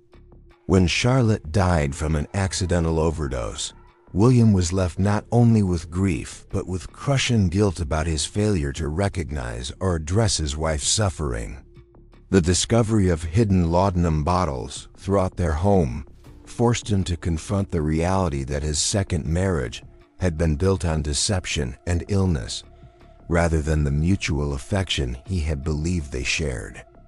The social ritual surrounding death and mourning in Victorian society provided final opportunities for concealing the true impact of laudanum addiction. Funeral customs that emphasized the deceased's virtue and piety made it easy to transform drug-related deaths into stories of spiritual triumph over physical suffering. The elaborate funeral preparations for Lady Margaret Thornton became a masterpiece of posthumous reputation management. Margaret had died after consuming what her maid later described as enough laudanum to kill several people, but her family presented her death as the peaceful conclusion of a long struggle with nervous exhaustion. Margaret's body was displayed in her finest silk gown, her face carefully arranged to suggest serene acceptance of divine will rather than the rictus of opium poisoning that had characterized her actual death. Cosmetics concealed the yellowed complexion and sunken features that had marked her final years, while strategic lighting minimized the physical evidence of chronic drug abuse. The funeral service emphasized Margaret's patience in bearing suffering, her devotion to charitable causes, and her exemplary fulfillment of feminine duties. The minister spoke movingly about her gentle spirit and unwavering faith, constructing a narrative of noble endurance that bore no resemblance to the desperate addiction that had actually claimed her life. Margaret's husband commissioned an elaborate memorial stone that described her as a loving wife and mother who had been called home after years of faithful service to family and community. The inscription made no reference to the medicine bottles found clutched in her hands, or to the suicide note discovered in her writing desk, expressing her despair about her inability to overcome her dependence on laudanum. The mourners who attended Margaret's funeral included dozens of women who were themselves struggling with similar addictions, but the social codes governing such gatherings prevented any acknowledgement of shared experience. They stood in silent solidarity, recognizing their own fate in Margaret's carefully sanitized death, while maintaining the public fiction that such tragedies were rare and inexplicable. The newspaper obituaries that appeared following these funerals developed their own coded language for describing laudanum-related deaths. Phrases like, "after a long illness borne with Christian fortitude," or "succumbed to nervous exhaustion," became standard euphemisms that informed readers about the true cause of death while maintaining plausible deniability. The memorial practices surrounding these deaths served to perpetuate the very conditions that had caused them. By transforming addiction into martyrdom and overdose into peaceful transition, Victorian society avoided confronting the systemic problems that were destroying its female population. Each funeral became another opportunity to reinforce the deadly fiction that laudanum use was both normal and virtuous. The economic impact of the laudanum epidemic extended far beyond the pharmaceutical industry, creating ripple effects that influenced everything from domestic service wages to inheritance patterns. Families dealing with addicted members found themselves managing financial crises that threatened their long-term stability and social position. The Blackwood family's economic decline illustrated how laudanum addiction could destroy even substantial fortunes over time. Lady Blackwood's escalating drug consumption had required increasingly creative financing methods, beginning with small deceptions about household expenses and eventually progressing to major financial manipulations that compromised the family's entire estate. By the height of her addiction, Lady Blackwood was spending more on laudanum than the family allocated for all other household expenses combined. Her husband's business income, substantial by any reasonable measure, proved inadequate to support both their normal lifestyle and her pharmaceutical requirements. The family began borrowing against future earnings, then mortgaging properties, and finally liquidating investments to maintain the cash flow necessary for Lady Blackwood's drug purchases. The secrecy surrounding her addiction meant that these financial decisions were made without proper consultation or planning. Mr. Blackwood attributed their mounting debts to general economic difficulties, rather than understanding that his wife's medical expenses were consuming their capital.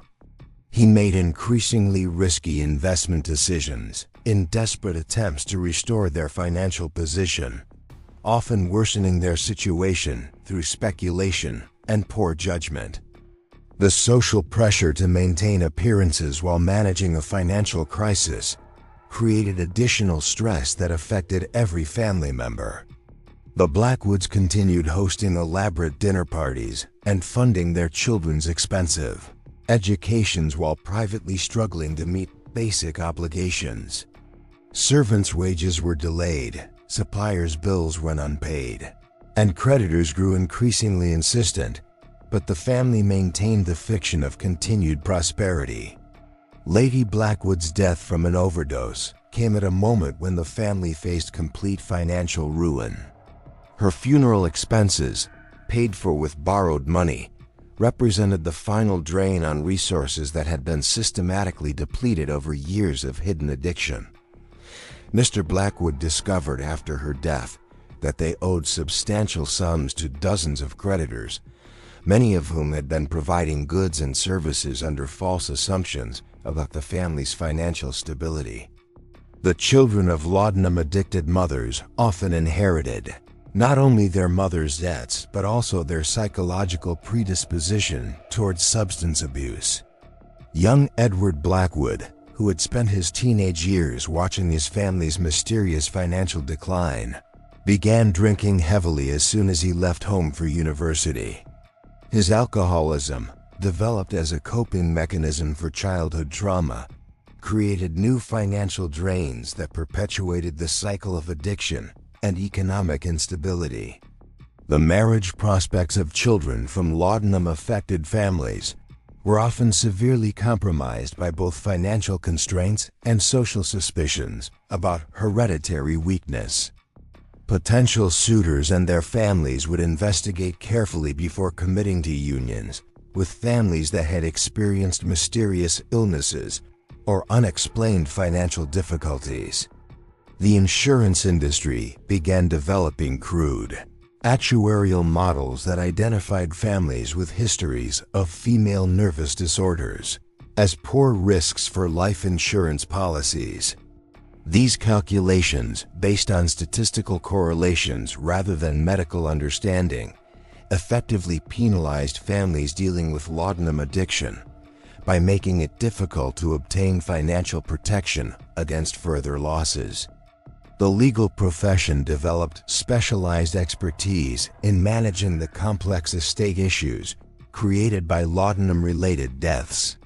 Lawyers learned to identify the signs of drug-related financial manipulation and developed strategies for protecting surviving family members from creditors who might have been unknowingly enabling addictive behaviors through extended credit arrangements. The banking industry's response to the laudanum epidemic revealed both the scope of the problem and society's continued denial of its existence.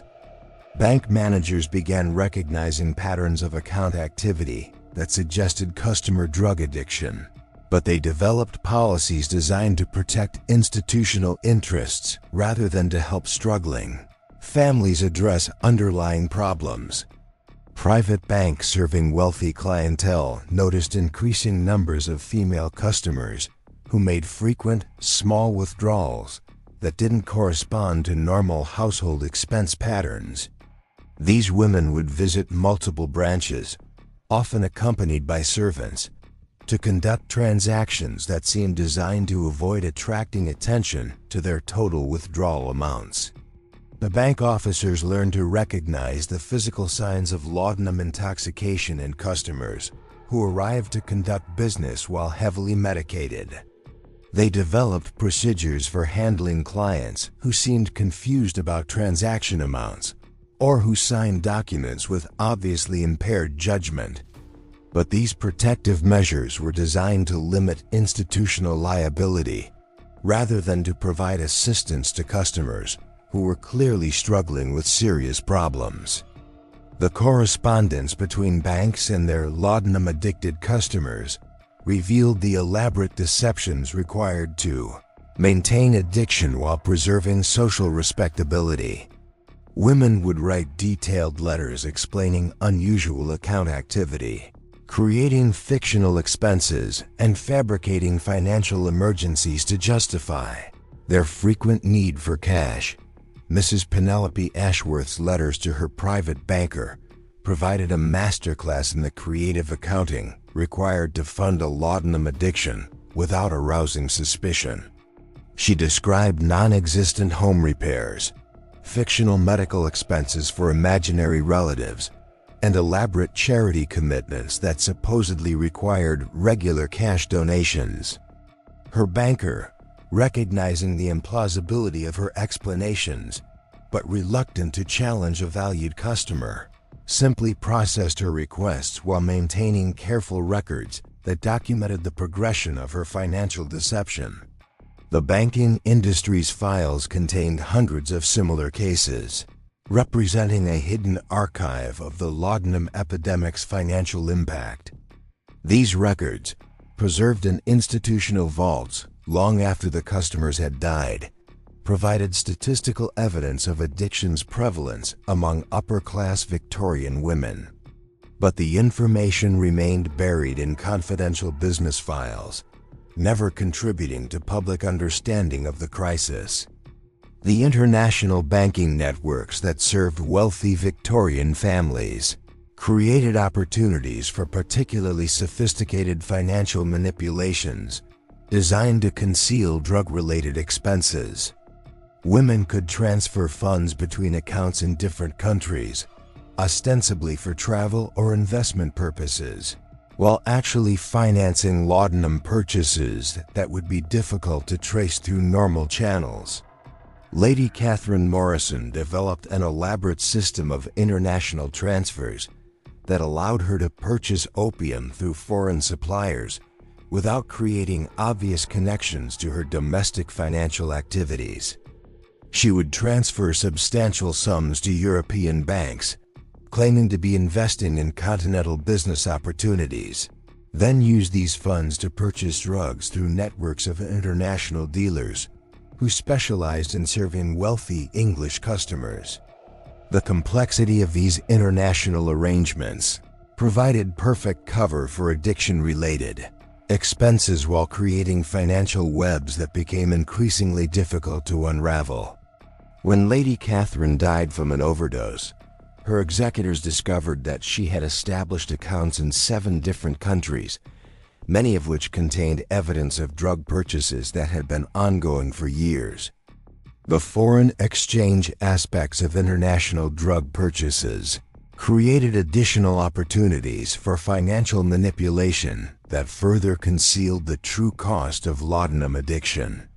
Women could claim currency losses to explain missing funds or could exaggerate the expenses associated with international travel to cover the cost of drugs purchased abroad. The development of international telegraph networks during the Victorian era made it possible to coordinate these complex financial arrangements across vast distances. But the same technology also created new opportunities for discovery when family members or legal authorities began investigating suspicious account activities. The telegraph companies that processed messages related to drug purchases became unwitting participants in the laudanum trade, handling coded communications between addicted customers and their suppliers across national boundaries. The standardized forms used for international telegrams preserved evidence of these transactions in company archives, creating another hidden record of the epidemic's scope and international character. The maritime industry played a crucial role in supplying the international opium trade that fed Victorian laudanum addiction. Ship captains and crew members developed sophisticated smuggling networks that transported drugs alongside legitimate cargo, often with the knowledge and cooperation of customs officials who had been bribed or who simply didn't understand the medical significance of the substances they were allowing to pass through their ports. Captain Andrew Fairfax commanded merchant vessels that traveled regularly between London and various ports in the eastern Mediterranean, where high-quality opium was readily available from Turkish and Syrian suppliers. His ships carried official cargo of spices, silk, and other luxury goods, but their most profitable cargo consisted of carefully concealed packages of raw opium, destined for pharmaceutical manufacturers and private customers throughout England. Captain Fairfax developed relationships with apothecaries and private physicians who would place orders for specific quantities of opium, often requesting particular varieties that were prized for their purity and potency. These medical professionals understood that their wealthy female patients required stronger preparations than were generally available through normal commercial channels, and they were willing to pay premium prices for superior products. The smuggling operations required careful coordination between ship crews, dock workers, and distribution networks that could deliver products to customers without attracting official attention. Captain Fairfax employed a network of servants, deliverymen, and shop assistants who could transport drugs from ships to customers, while maintaining the appearance of conducting legitimate business. The financial profits from opium smuggling were enormous, often exceeding the returns from legal cargo by substantial margins. A single successful voyage could generate enough income to fund Captain Fairfax's retirement, but the addictive nature of his market created a steady demand that made continued smuggling activities irresistibly profitable. The risks associated with drug smuggling were offset by the protection provided by customers' social positions and their desperate need for continued supplies. Wealthy addicted women represented ideal customers because they possessed both the financial resources to pay premium prices and the social influence to protect their suppliers from legal consequences. Captain Fairfax's customer list included the wives of judges, military officers, and government officials who would use their influence to shield him from prosecution if his activities were discovered. The mutual dependence between smuggler and customers created a web of complicity that made enforcement of drug laws virtually impossible within upper-class social circles. The international nature of the opium trade meant that Victorian women could access drugs from suppliers throughout the British Empire and beyond, creating a global market that responded quickly to changes in demand or supply conditions. When political situations disrupted traditional supply routes, new networks would emerge to serve the continuing needs of addicted customers. The Crimean War created temporary shortages of Turkish opium that forced Victorian suppliers to develop alternative sources in India and China. These new supply chains introduced different varieties of opium with varying potencies and effects, creating additional dangers for customers who couldn't accurately gauge the strength of unfamiliar products.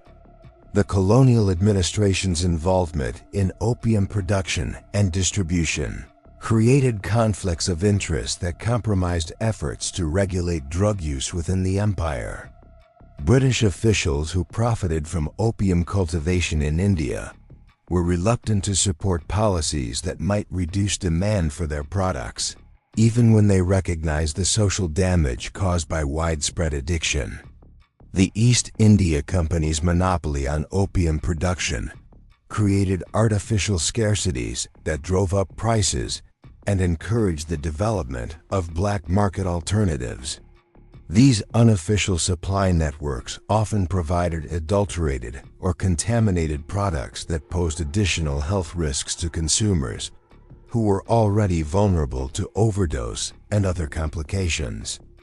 The medical establishment's relationship with the opium trade revealed fundamental conflicts between professional ethics and commercial interests. Many physicians who publicly condemned opium addiction privately invested in companies that manufactured laudanum and other opiate preparations, creating financial incentives for continued overprescribing.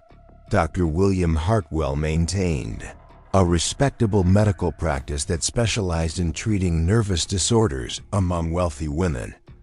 But his private investments included substantial holdings in 3 different pharmaceutical companies that manufactured the very products he prescribed to his patients.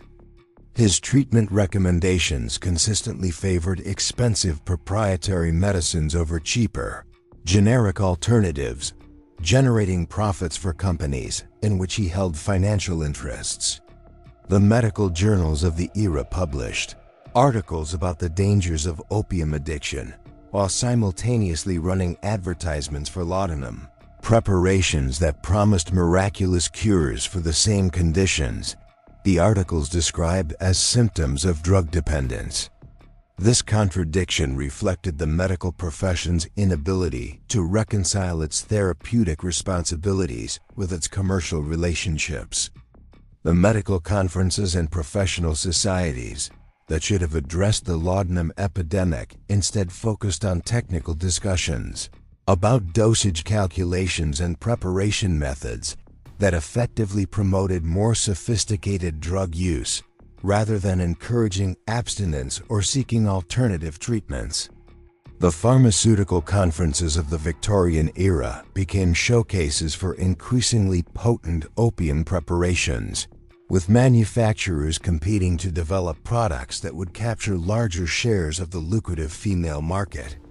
These gatherings, ostensibly dedicated to advancing medical science, functioned more like trade shows where drug companies displayed their latest formulations to physicians who would ultimately prescribe them to unsuspecting patients. Dr. Heinrich Müller, representing the prestigious German pharmaceutical house of Bayer, presented his company's revolutionary new laudanum concentrate at the 1869 International Medical Congress in Vienna. Müller's presentation emphasized the product's superior purity and consistent potency, qualities that he claimed would provide more reliable therapeutic effects for physicians treating delicate feminine conditions. What Dr. Müller didn't mention was that Bayer's new concentrate was nearly 3 times stronger than traditional laudanum preparations, making accidental overdoses far more likely for patients who had developed tolerance to weaker formulations. The company's internal research had identified this danger during product development, but marketing considerations outweighed safety concerns in their final decision to proceed with commercial production. The physicians attending Müller's presentation were impressed by the elegant packaging and professional marketing materials that accompanied the new product. Bayer had invested heavily in creating an image of scientific sophistication that appealed to medical professionals who wanted to offer their patients the latest advances in pharmaceutical technology. Dr. James Morrison, a London physician with a large practice among society ladies, placed an immediate order for Bayer's new concentrate after witnessing Müller's demonstration. Morrison was particularly attracted to the product's concentrated form, which would allow his patients to achieve the same effects with smaller doses, potentially reducing the obvious signs of medication that might attract unwanted attention. Dr. Morrison's first patient to receive the new preparation was Lady Elizabeth Pemberton, who had been taking traditional laudanum for chronic headaches for nearly 2 years. Morrison explained that the new German medicine would provide superior relief with greater convenience, requiring only a few drops rather than the tablespoons of liquid she had been consuming. Lady Elizabeth was delighted by the prospect of a more discreet medication that wouldn't require her to carry large bottles or measure obvious quantities during social situations. She began taking the concentrated preparation with enthusiasm, initially pleased by its powerful effects and reduced volume.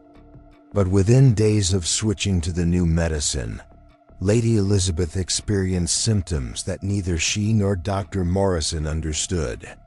The concentrated preparation was so much stronger than her previous medication that her usual dosing schedule now provided massive overdoses, while attempts to reduce the amount triggered severe withdrawal symptoms that seemed to indicate inadequate treatment. Lady Elizabeth found herself trapped in a cycle of alternating overdose and withdrawal that made normal functioning impossible. She would take what seemed like a tiny amount of medicine only to become so heavily sedated that she couldn't remain conscious during important social obligations. When she tried to reduce the dose to maintain alertness, she would experience anxiety, nausea, and tremors that were worse than her original headaches.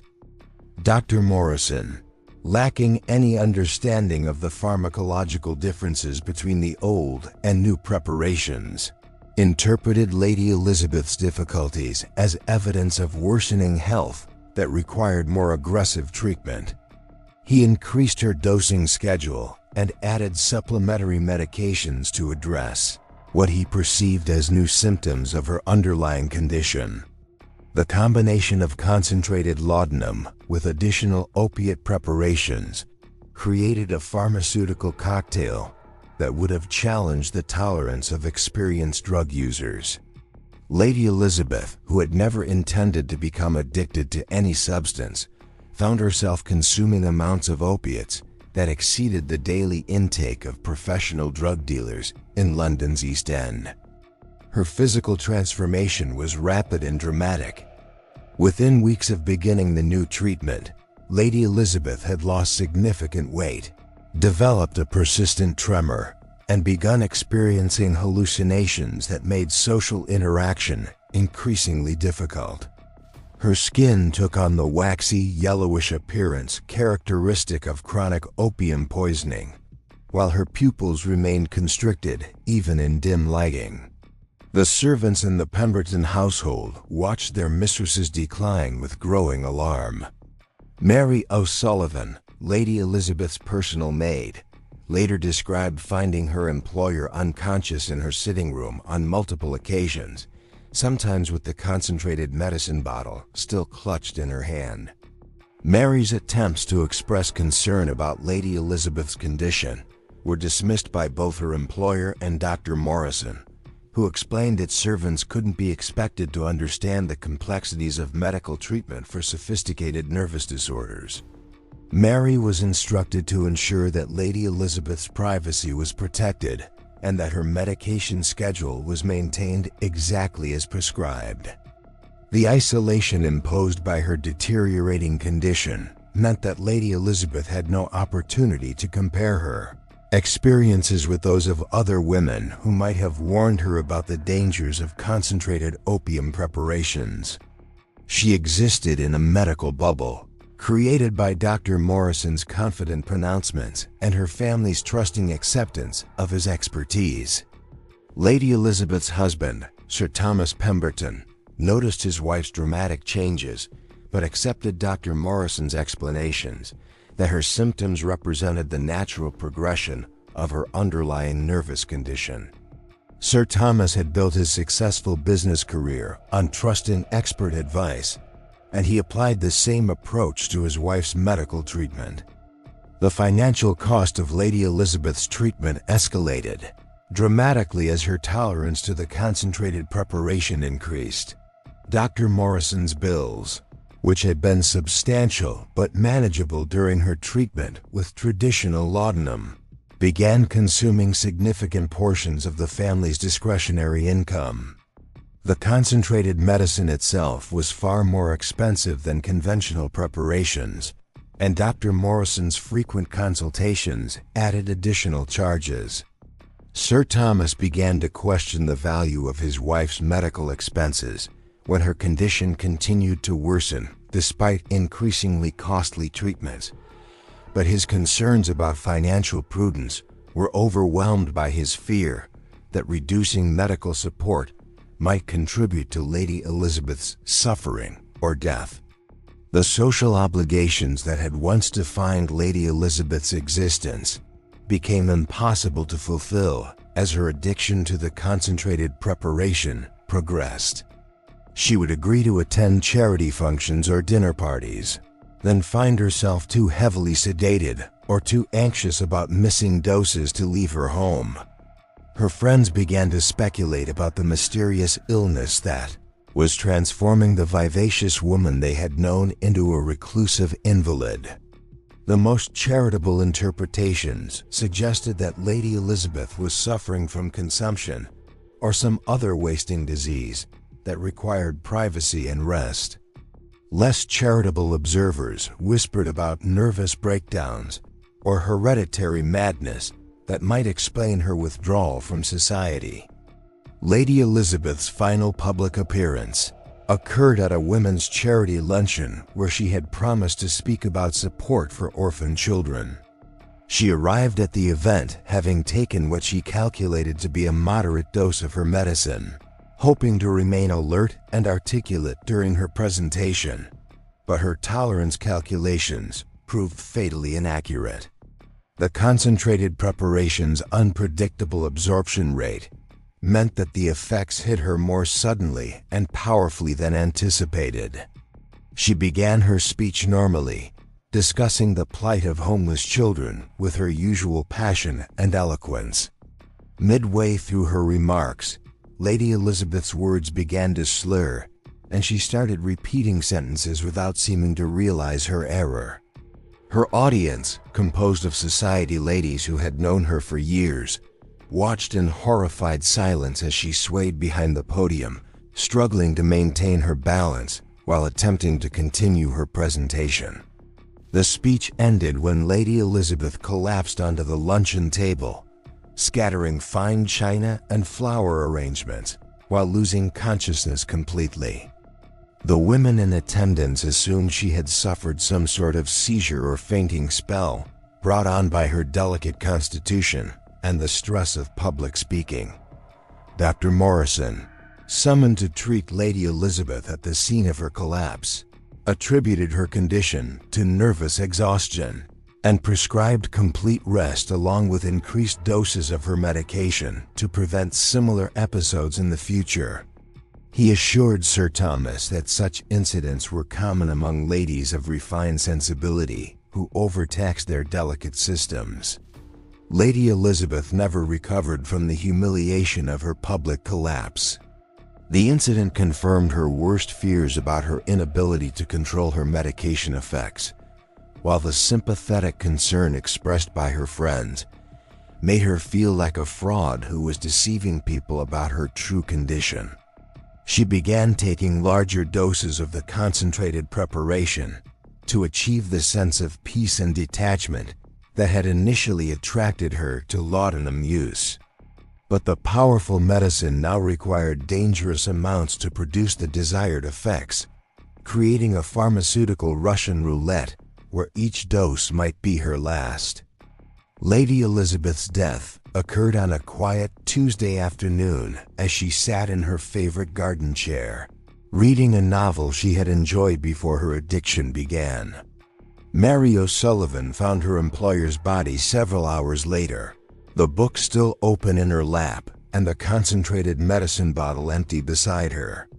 The official cause of death was recorded as heart failure brought on by chronic nervous exhaustion, a diagnosis that satisfied the coroner and preserved the family's reputation. Dr. Morrison signed the death certificate without hesitation, genuinely believing that Lady Elizabeth had succumbed to the progressive nervous disorder he had been treating. The funeral arrangements reflected the social standing Lady Elizabeth had maintained throughout her addiction, with hundreds of mourners attending services that celebrated her charitable works and feminine virtues. The minister spoke movingly about her patient endurance of suffering and her devotion to helping society's most vulnerable members. Sir Thomas commissioned a memorial window in the local church that depicted Lady Elizabeth as an angel of mercy watching over orphaned children. The image became a lasting symbol of the Victorian feminine ideal, commemorating a woman whose actual death had resulted from the pharmaceutical industry's reckless pursuit of profit and the medical profession's dangerous ignorance about addiction.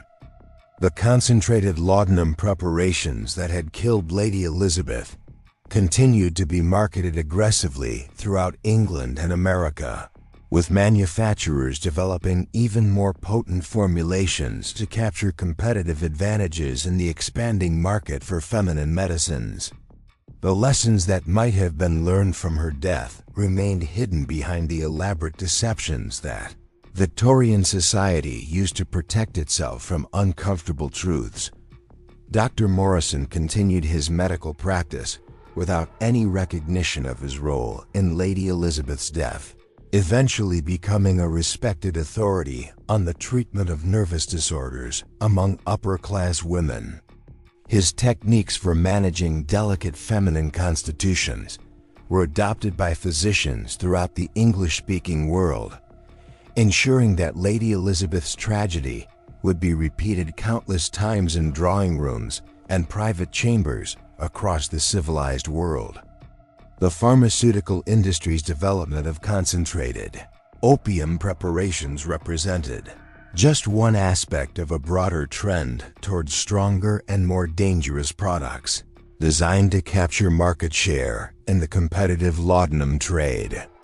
Companies began adding alcohol, cocaine, and other addictive substances to their opium-based medicines, creating combination products that were even more habit-forming than pure opium preparations.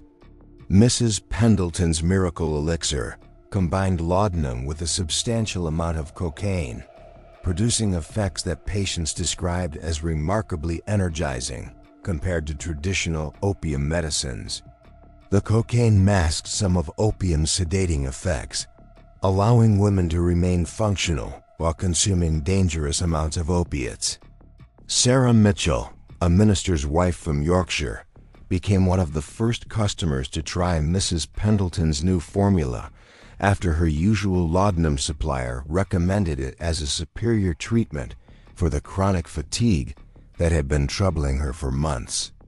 Sarah was immediately impressed by the elixir's ability to provide pain relief without the drowsiness that had been interfering with her church duties. The cocaine component of Mrs. Pendleton's formula created a euphoric energy that Sarah had never experienced with traditional laudanum. She felt capable of accomplishing enormous amounts of work, organizing charity drives with unprecedented enthusiasm, while maintaining her medication schedule without the obvious impairment that had characterized her previous drug use. But the combination of opium and cocaine created addiction patterns that were far more complex and dangerous than either drug alone. Sarah found herself requiring increasing amounts of the elixir to maintain her energy levels while experiencing withdrawal symptoms that combined the worst aspects of both cocaine and opium dependence. The cocaine withdrawal created a depression and exhaustion that were far more severe than anything Sarah had experienced during her years of laudanum use, while the opium withdrawal produced physical symptoms that made normal functioning impossible.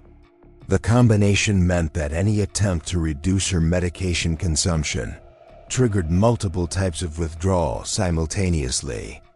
Sarah's consumption of Mrs. Pendleton's elixir escalated rapidly as her tolerance to both components increased independently. She progressed from taking the recommended dose twice daily to consuming entire bottles at single sittings, driven by craving patterns that were more intense and unpredictable than traditional opium addiction. The financial cost of maintaining Sarah's addiction to the combination preparation quickly exceeded her household's ability to support it through normal channels. Mrs. Pendleton's formula was significantly more expensive than traditional laudanum, and Sarah's escalating consumption created budget crises that forced her to seek alternative funding sources. Sarah began embezzling money from church collections, initially taking small amounts that she intended to replace before anyone noticed their absence. But her addiction progressed faster than her ability to conceal the theft, and the missing funds eventually attracted the attention of church auditors who discovered systematic financial manipulations spanning several months. The scandal of a minister's wife stealing from church funds created a crisis that extended far beyond Sarah's personal addiction. Her husband faced demands for his resignation from parishioners who could no longer trust his family's moral leadership, while the church congregation split between those who supported forgiveness and those who demanded accountability. Sarah's trial for embezzlement became a public spectacle that exposed the reality of feminine drug addiction to communities that had preferred to ignore its existence.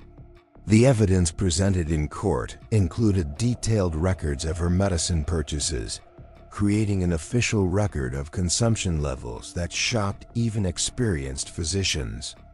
The prosecuting attorney used Sarah's case to argue for stricter regulation of patent medicines, pointing to her addiction as evidence that pharmaceutical companies were deliberately creating products designed to foster dependence. But the defense countered that Sarah's condition was a medical issue rather than a criminal matter, arguing that she should receive treatment rather than punishment. The jury's verdict reflected society's confusion about how to address drug addiction among respectable women. They found Sarah guilty of theft, but recommended lenient sentencing based on her medical condition, creating a legal precedent that acknowledged both the reality of addiction and the need for social accountability when drug dependence led to criminal behavior. Sarah's sentencing hearing revealed the complete inadequacy of the legal system's response to laudanum addiction. The judge, lacking any understanding of addiction treatment, sentenced her to 6 months in prison, followed by mandatory residence in a private sanitarium where she would receive medical supervision. This approach satisfied no one while helping nothing. The prison environment proved catastrophic for Sarah's physical and mental health.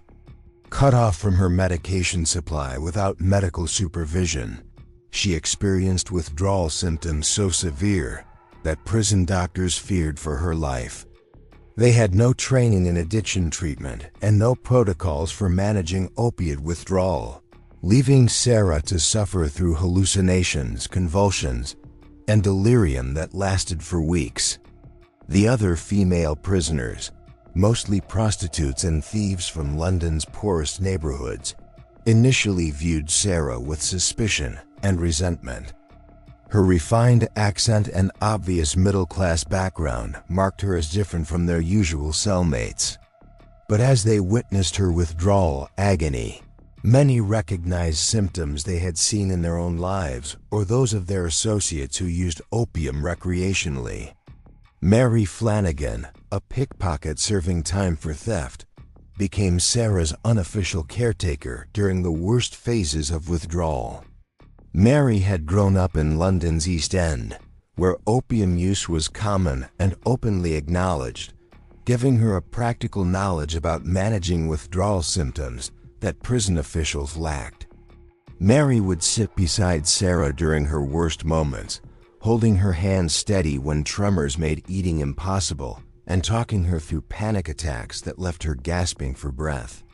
The bond formed between these two women from vastly different social backgrounds illustrated how laudanum addiction transcended class distinctions in its basic human impact. Sarah's experience in prison forced her to confront the reality of her addiction without the elaborate social mechanisms that had enabled her denial. Stripped of her respectable identity and comfortable surroundings, She could no longer pretend that her drug use was simply medical treatment for legitimate health conditions. The sanitarium where Sarah was transferred after completing her prison sentence represented the era's most advanced approach to treating female addiction. But even these specialized facilities operated with limited understanding of effective treatment methods. The Willowbrook Institute for Nervous Disorders promised revolutionary treatments based on European methods, but their actual techniques differed little from the rest cures that had failed countless other women. Dr. Augustus Blackwell, Willowbrook's medical director, believed that feminine addiction resulted from a moral weakness, combined with a physical delicacy that made women particularly susceptible to the corrupting influence of powerful medicines.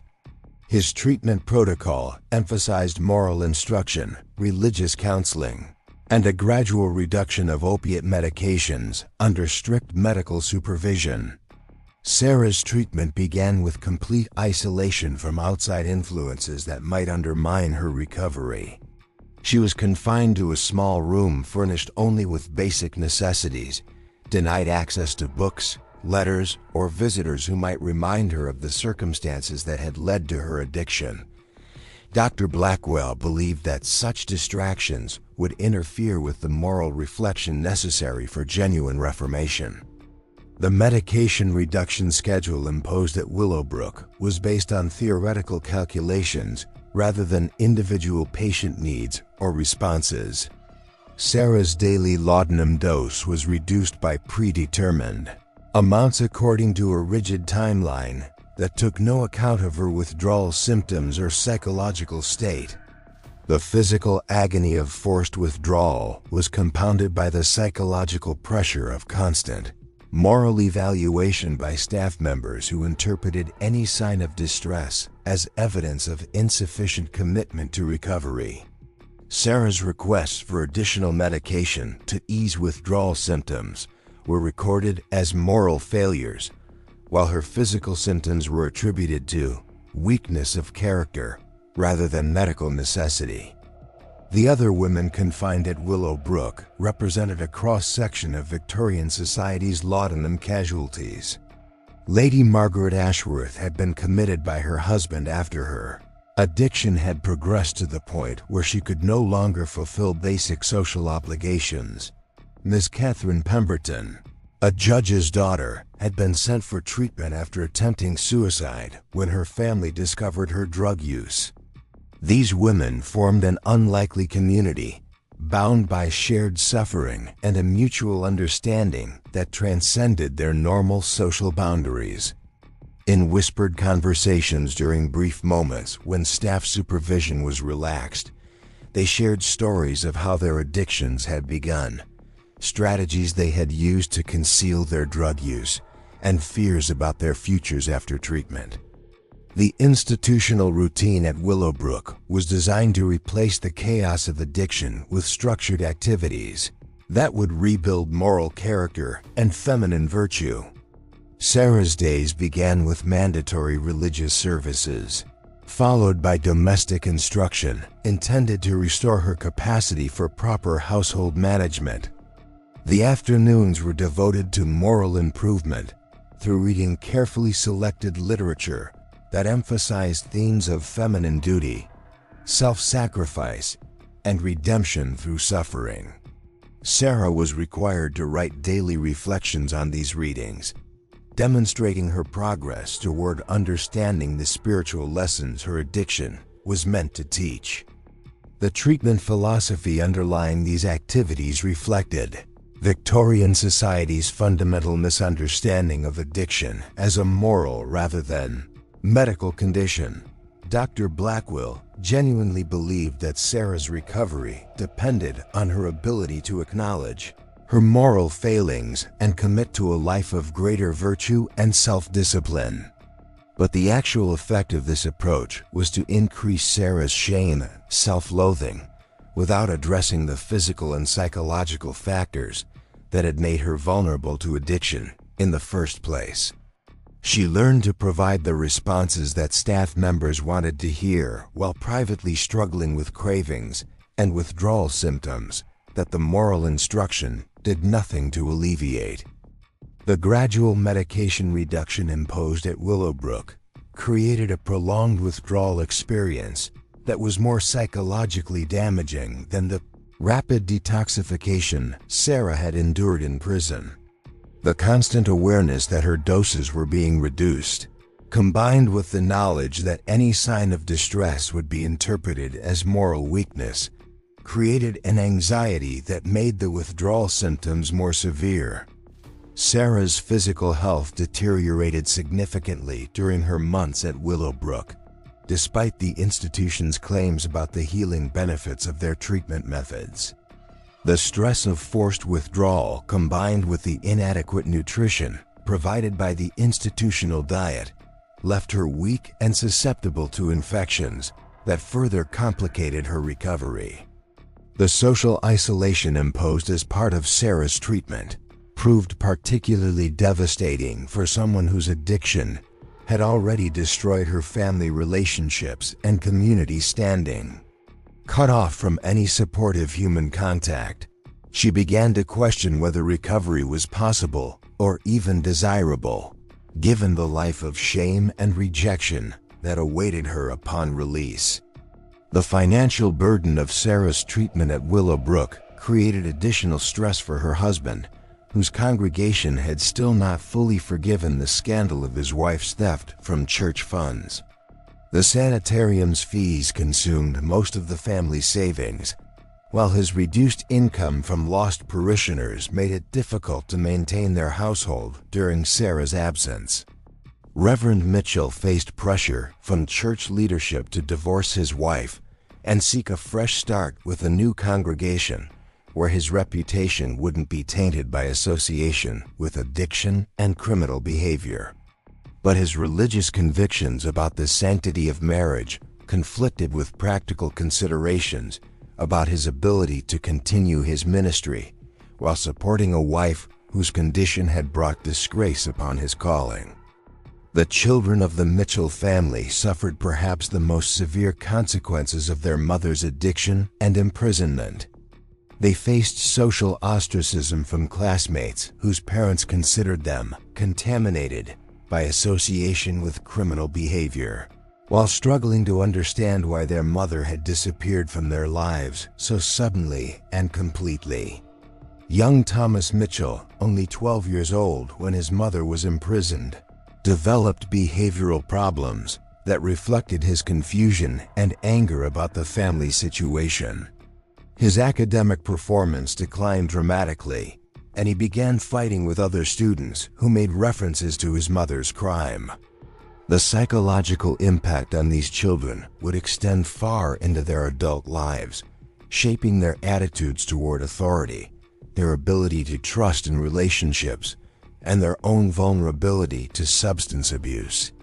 The shame and secrecy surrounding their mother's condition taught them to hide their own emotional struggles rather than seeking help when they needed support. Sarah's eventual release from Willowbrook after 18 months of treatment represented a hollow victory for the institutional approach to addiction recovery. While she had successfully completed the medication reduction program and could demonstrate her ability to function without laudanum, the underlying issues that had made her vulnerable to addiction remained unaddressed. The woman who returned to her family bore little resemblance to the energetic minister's wife, who had once organized charity drives and led women's prayer groups. Sarah had lost significant weight during her treatment. Her hair had become prematurely gray, and she moved with the hesitant gait of someone who had learned to distrust her own physical capabilities. The community's reception of Sarah's return reflected the mixed attitudes Victorian society held toward reformed addicts.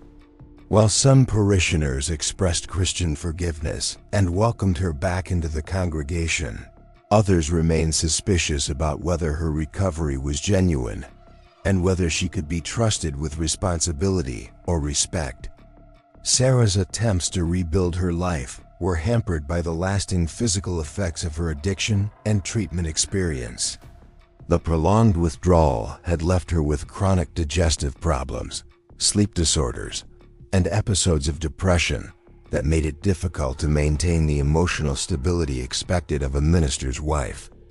The financial consequences of Sarah's addiction continued to affect the Mitchell family for years after her recovery. The legal fees, treatment costs, and restitution payments had consumed their savings and forced them to accept a smaller, less prestigious congregation where Reverend Mitchell's damaged reputation was less well known. But perhaps the most lasting impact of Sarah's experience was her newfound understanding of addiction as a medical rather than moral condition. Having witnessed the suffering of other women at Willowbrook and experienced the inadequacy of moralistic treatment approaches, she began to advocate privately for better understanding of drug dependence among the women in her new community. Sarah's recovery, while incomplete and fragile, represented one of the rare success stories in Victorian addiction treatment. Most women who developed serious laudanum dependence either died from overdoses or spent their remaining years cycling between sobriety and relapse, never finding effective support for long-term recovery. The pharmaceutical industry's response to growing awareness of addiction problems was to develop new marketing strategies that emphasize the safety and non-addictive nature of their products, rather than actually reformulating medicines to reduce their addictive potential. Companies began using testimonials from supposedly recovered patients to demonstrate that their products could be used safely when taken as directed. Mrs. Hartwell's Feminine Restorative was marketed as a breakthrough preparation that provided all the therapeutic benefits of traditional laudanum without the risk of dependence. The advertising campaign featured letters from grateful customers who claimed to have used the product successfully for years without developing tolerance or craving. What the advertisements didn't reveal was that Mrs. Hartwell's formula contained the same amount of opium as traditional laudanum preparations, combined with additional ingredients that were intended to mask the taste and smell that might alert users to the presence of narcotic substances. The product was no safer than conventional medicines, but its deceptive marketing convinced many women that they were choosing a healthier alternative. Carolyn Whitmore began using Mrs. Hartwell's preparation after reading testimonials that promised effective treatment for nervous exhaustion without the drowsiness and confusion she had experienced with previous medications. Carolyn was particularly attracted to the product's claim that it would allow her to maintain her active social schedule while receiving medical treatment. The initial effects of Mrs. Hartwell's formula seemed to confirm the advertising claims. Carolyn felt energetic and capable while taking the medicine, and she didn't experience the obvious sedation that had characterized her previous laudanum use. She was able to attend dinner parties and charity events without appearing impaired, leading her to believe that she had finally found a safe and effective treatment. But within weeks of beginning the new preparation, Carolyn noticed that she was taking the medicine more frequently than the label recommended. The effects seemed to wear off more quickly than expected, and she found herself reaching for additional doses to maintain the sense of well-being that had initially impressed her. Caroline's tolerance to Mrs. Hartwell's formula developed rapidly, requiring her to consume increasing amounts to achieve the same therapeutic effects. But because the medicine didn't produce obvious signs of intoxication, she was able to maintain the illusion that her use remained within normal medical bounds. The deceptive nature of Mrs. Hartwell's marketing created particularly dangerous situations for women like Carolyn, who believed they were using safe alternatives to traditional laudanum. They would consume dangerous amounts of opium while remaining convinced that they were avoiding the addiction risks associated with older preparations. Caroline's consumption of Mrs. Hartwell's formula eventually exceeded that of many women who were using conventional laudanum preparations, but her continued ability to function socially prevented her from recognizing the severity of her dependence. She attributed her need for frequent doses to the particularly severe nature of her nervous condition, rather than understanding that she had developed tolerance to the opium in her medicine. The financial cost of maintaining Caroline's addiction to Mrs. Hartwell's preparation was substantial, as the product was priced as a premium medicine that commanded higher prices than generic laudanum preparations. But Caroline justified the expense by believing that she was investing in her health rather than feeding an addiction. Caroline's family noticed changes in her behavior and personality that they attributed to an improvement in her underlying nervous condition. The energy and optimism she displayed while taking Mrs. Hartwell's formula seemed to indicate that she was finally receiving effective medical treatment, leading them to support her continued use of the expensive preparation. The tragic irony of Caroline's situation was that her family's well-intentioned support for what they believed was successful medical treatment actually enabled her progression toward a more severe addiction than she might have developed with conventional laudanum. The deceptive marketing of Mrs. Hartwell's formula had created a perfect storm of medical misinformation, family enablement, and pharmaceutical manipulation. The stories of Caroline Whitmore and countless others like her represent more than individual tragedies. They reveal a systemic failure that claimed an entire generation of Victorian women, hidden behind parlor doors and buried beneath layers of social respectability. These weren't isolated cases of moral weakness or feminine frailty. They were victims of an industry that prioritized profit over human life, a medical establishment that confused ignorance with expertise, and a society that chose comfortable lies over uncomfortable truths. The laudanum epidemic stands as a stark reminder that progress without compassion leads only to elegant destruction, and that the most dangerous poisons often come wrapped in the most beautiful packages.